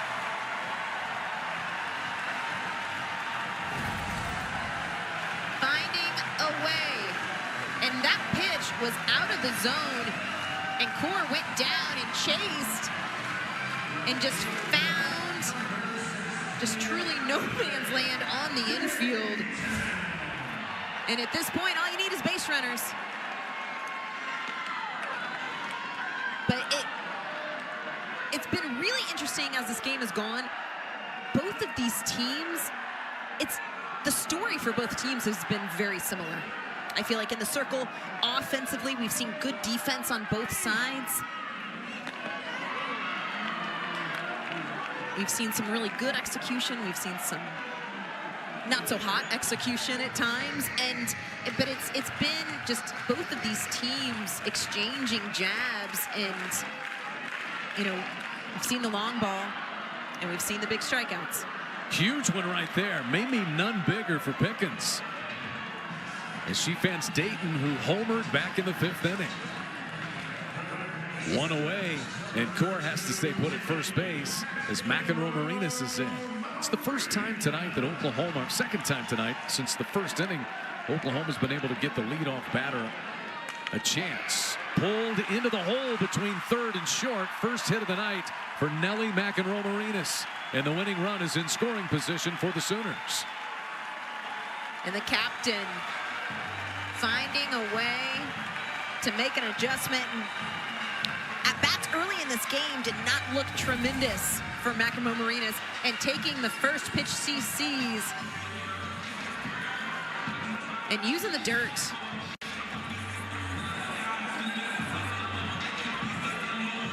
Sooners potentially a base hit away with the speed of Core at second from ending this ball game. 7 hits now for the Sooners. 2 hits in the inning. The leadoff infield single by Core, and 1 through the left side by McEnroe Marinas as Pickering takes a swing at the first pitch from Pickens.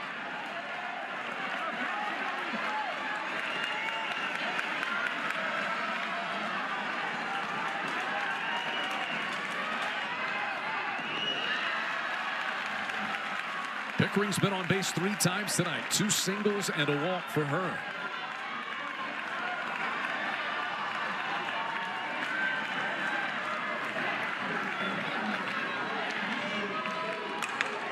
Ripped but foul.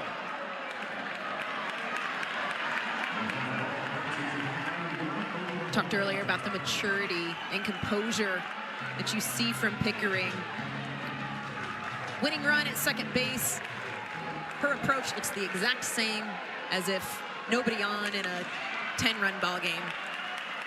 Just composed and staying with her game plan.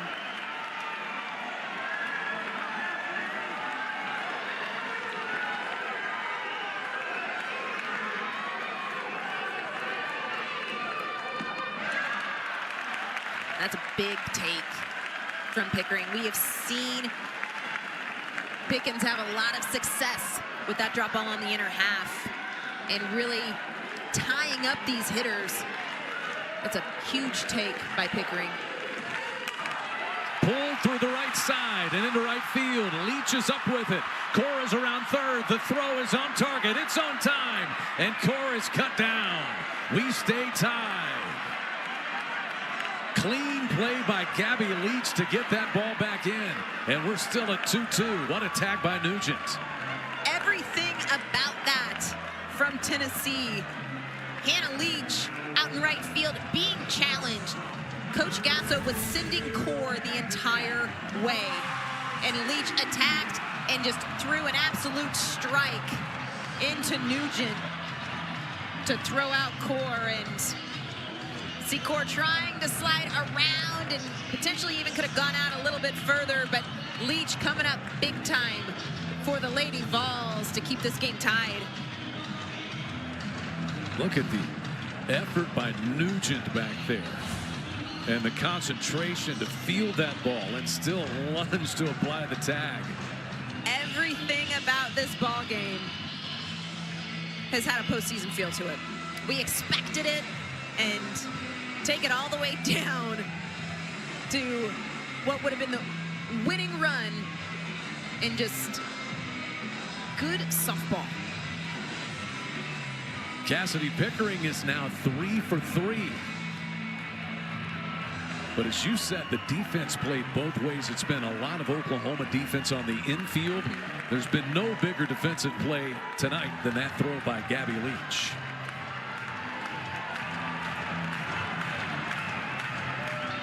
Big time by Leach. And you kind of saw the grin from Coach Gasso as well. You've got to take that opportunity. You've got Pickens in the circle, one of the best pitchers in the country, the most velocity in the country.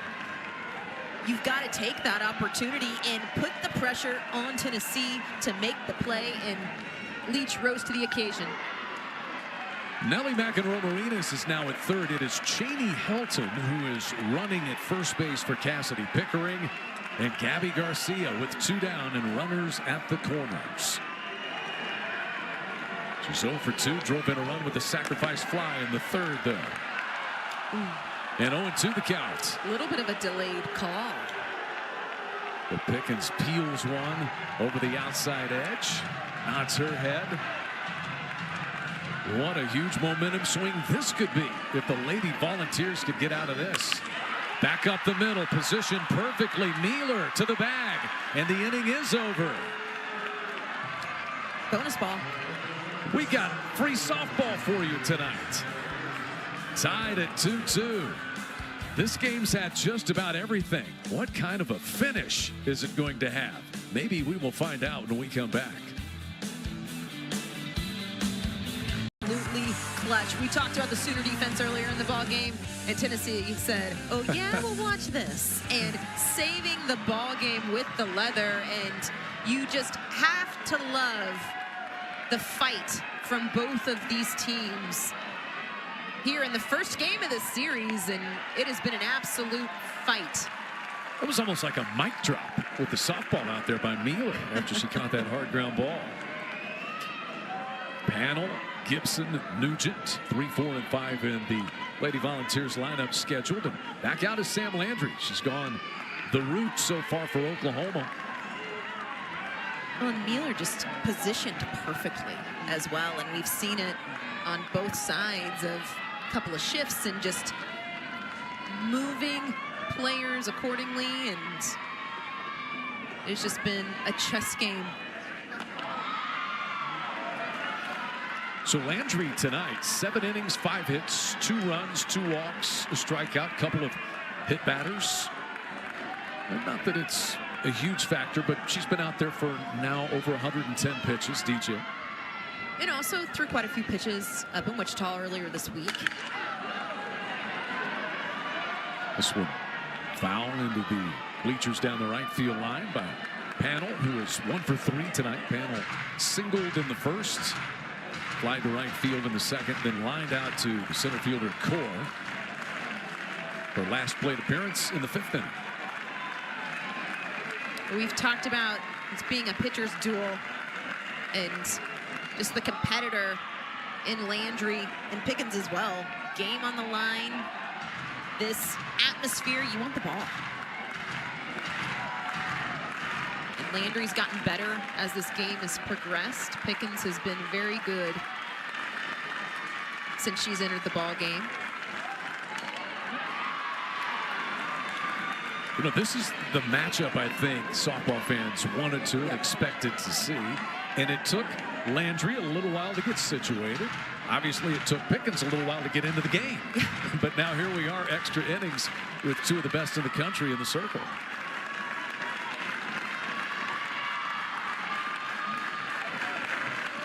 And as the game has progressed, we've said Landry's gotten better, and talk about ice water in the veins, just hitting an absolute spot on 3-2 on the inner half and breaking the knee with the screwball.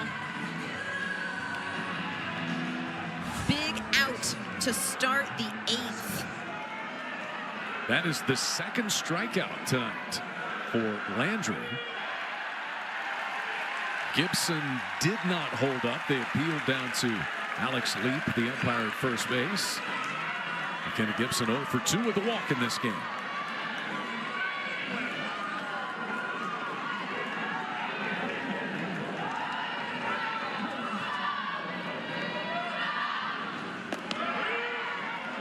Six home runs on the year for McKenna Gibson. 39 in her career. 2 times first team all SEC. Drove in 41 runs a year ago. Driven in 26 this year. And diving comes Core. It is no catch. That ball landed. A 1-out single for McKenna Gibson. Good effort by Hannah Core. Heck of an effort by Core, and you see the grin. Doing a good job of going for the catch, but an even better job of keeping the ball in front. That gets dicey real quick. But Hannah Core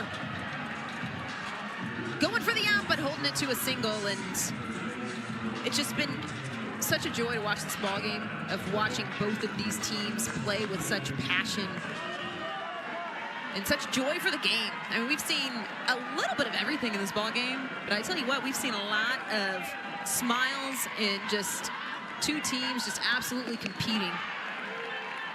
Katie Taylor is now front and center because she's the potential go-ahead run at first base, running for McKenna Gibson. There she is.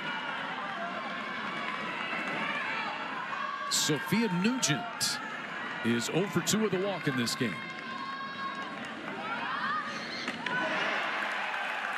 1-1 the count. Seeing Landry get that off speed back in the strike zone. Get Nugent off balance just a bit. Not allowing her to sit on one speed and get in rhythm.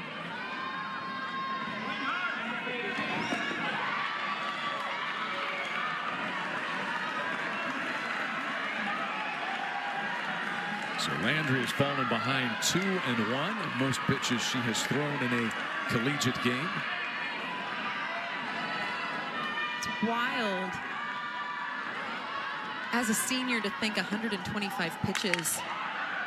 Pretty well hit to right field, and it's gone. Sophia Nugent. 2-run shot to right field against her former team. And Tennessee has taken the lead in the 8th. Talk about drawing it up. I mean, Sophia Nugent, the former Sooner, national champion in a Sooner uniform, making the swing that could potentially win the game for Tennessee and making it rain in the dugout, and rightfully so.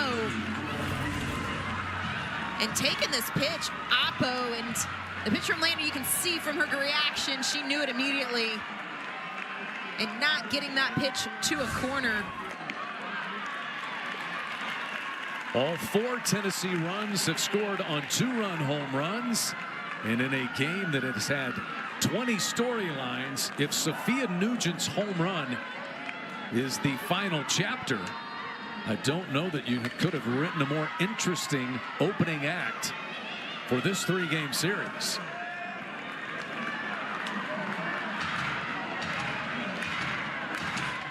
Mealer has 2 hits in this game. She's 2 for 3.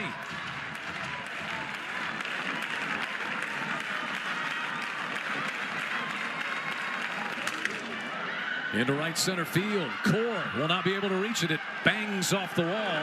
In fact, it hits so hard that Mealer has to hold it first with a hard single off the wall in center. That's her 3rd hit. She is banging them tonight. Yeah, Mealer seeing the ball well. Hannah Core doing a good job of playing the ball off the wall and holding Mealer to a single. But Tennessee, just as we were talking about Sam Landry hitting her career high in pitches thrown, and nearing 130 with this next pitch.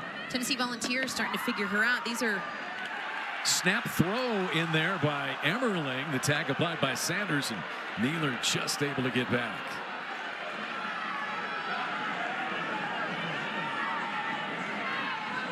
Emmerling trying to find a way to help get the Sooners out of this inning.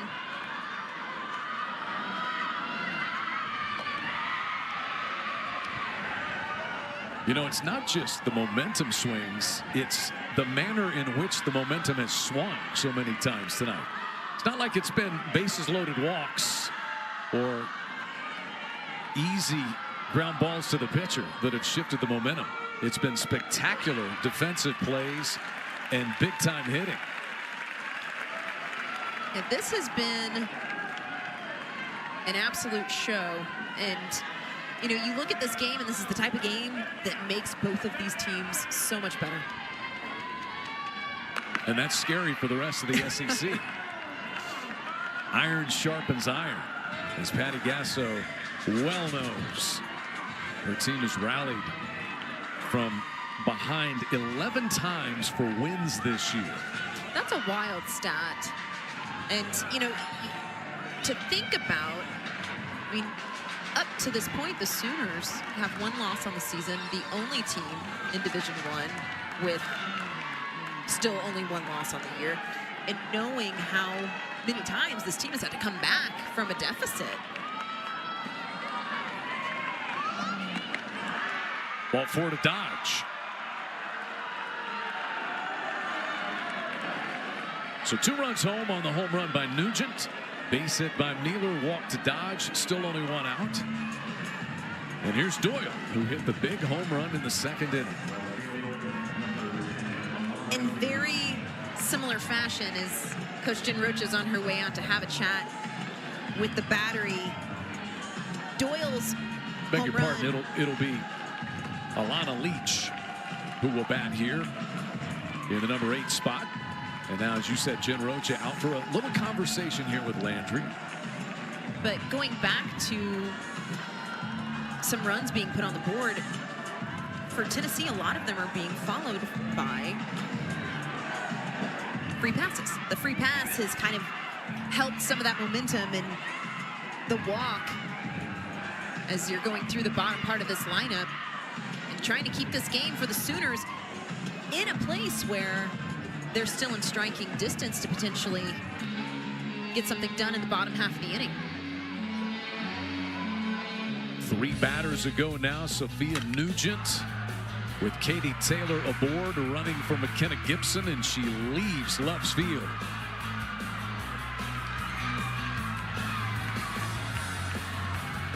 The Lady Volunteers may be leaving with a big win.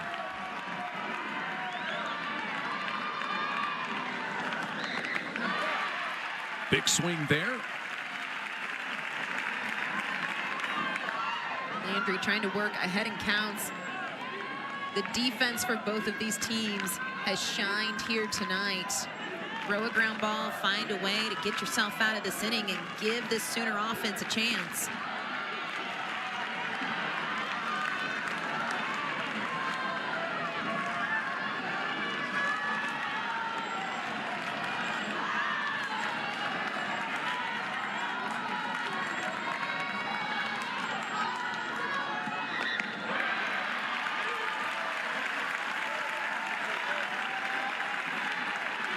Landry on top.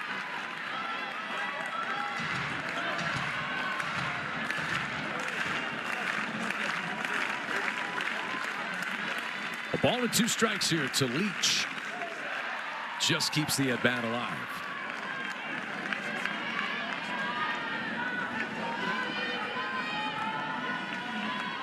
This is life in the SEC. Not every game is like this, but many of them are. SEC games so far at Love's Field have been entertaining, to say the least.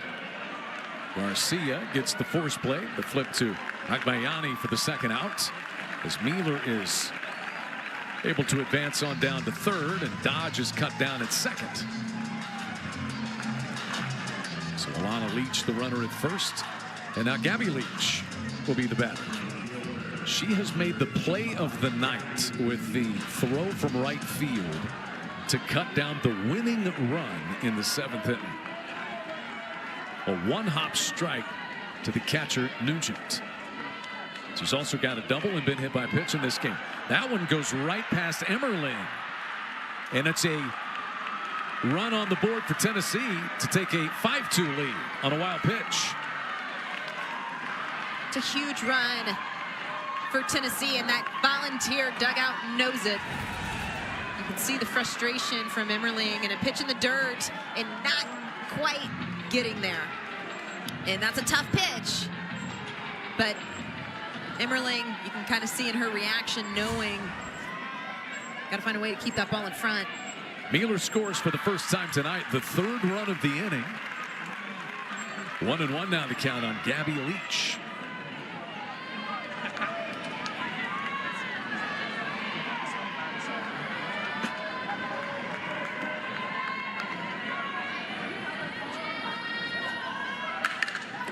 Hard hit ground ball, but Sanders is there, and the inning is over. 5-2. Tennessee leads on a home run by Sophia Nugent. Parker, Sanders, Agbayani to try to get Oklahoma back at least even.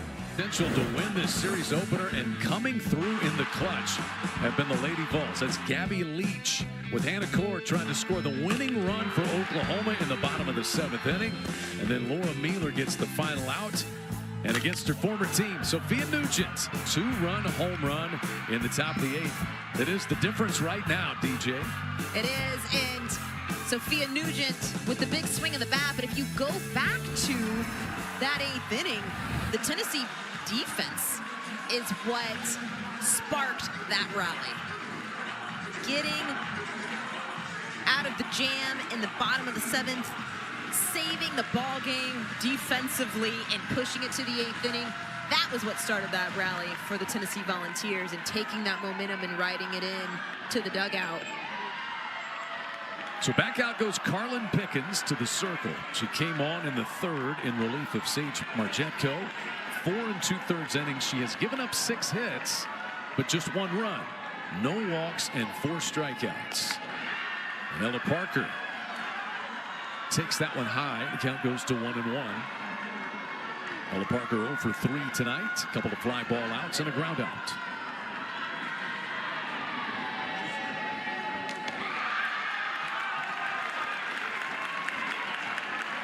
Big spot here for Parker.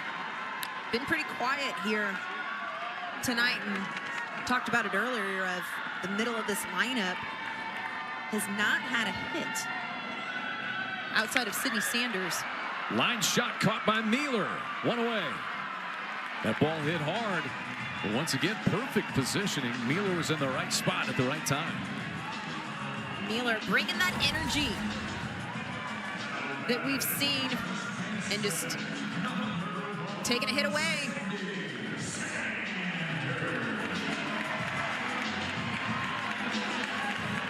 Doing it with style, too. Spinning around, throwing the ball around. Yeah, had the mic drop on the ball. That final out in the 7th inning. A little flair. Sydney Sanders had a double back in the 6th inning. 1 for 3 tonight.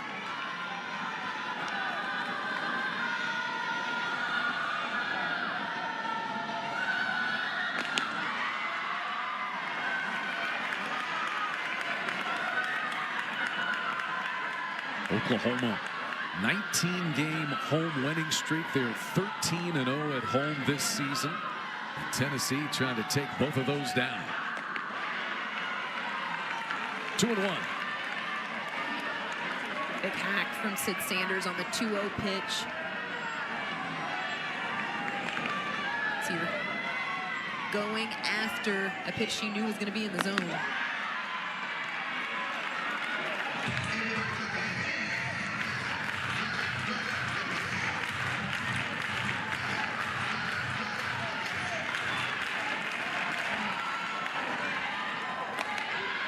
Upstairs with that one. So now 3-2 on Sanders.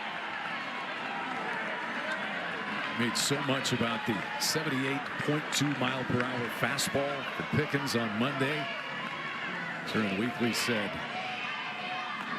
she gets the strikeout on Sanders. He said of Pickens, though, the best part is the publicity will create the opportunity for people to know more about the teammate and person that Carlin Pickens is. And you've seen it here tonight, and that's such high praise as she takes that rise ball and just works the ladder, and you could see the pitch sequence against Sid Sanders of throwing some rise balls through the zone and getting those swing throughs, and then just continuing to work the ladder up into the eyes. Great pitch sequence coming from Pickens. But it's really easy, especially with social media and all of the instant media that's out there, to get caught up in that. And that's something that Pickens is just showing her character. And Coach Weekly, that was the big piece of just what a tremendous teammate she is and a leader for this team in the way that she goes about her business. Agbayani's 0 for 2 with a walk tonight. Pickens in position to pick up the win. Would be her 12th.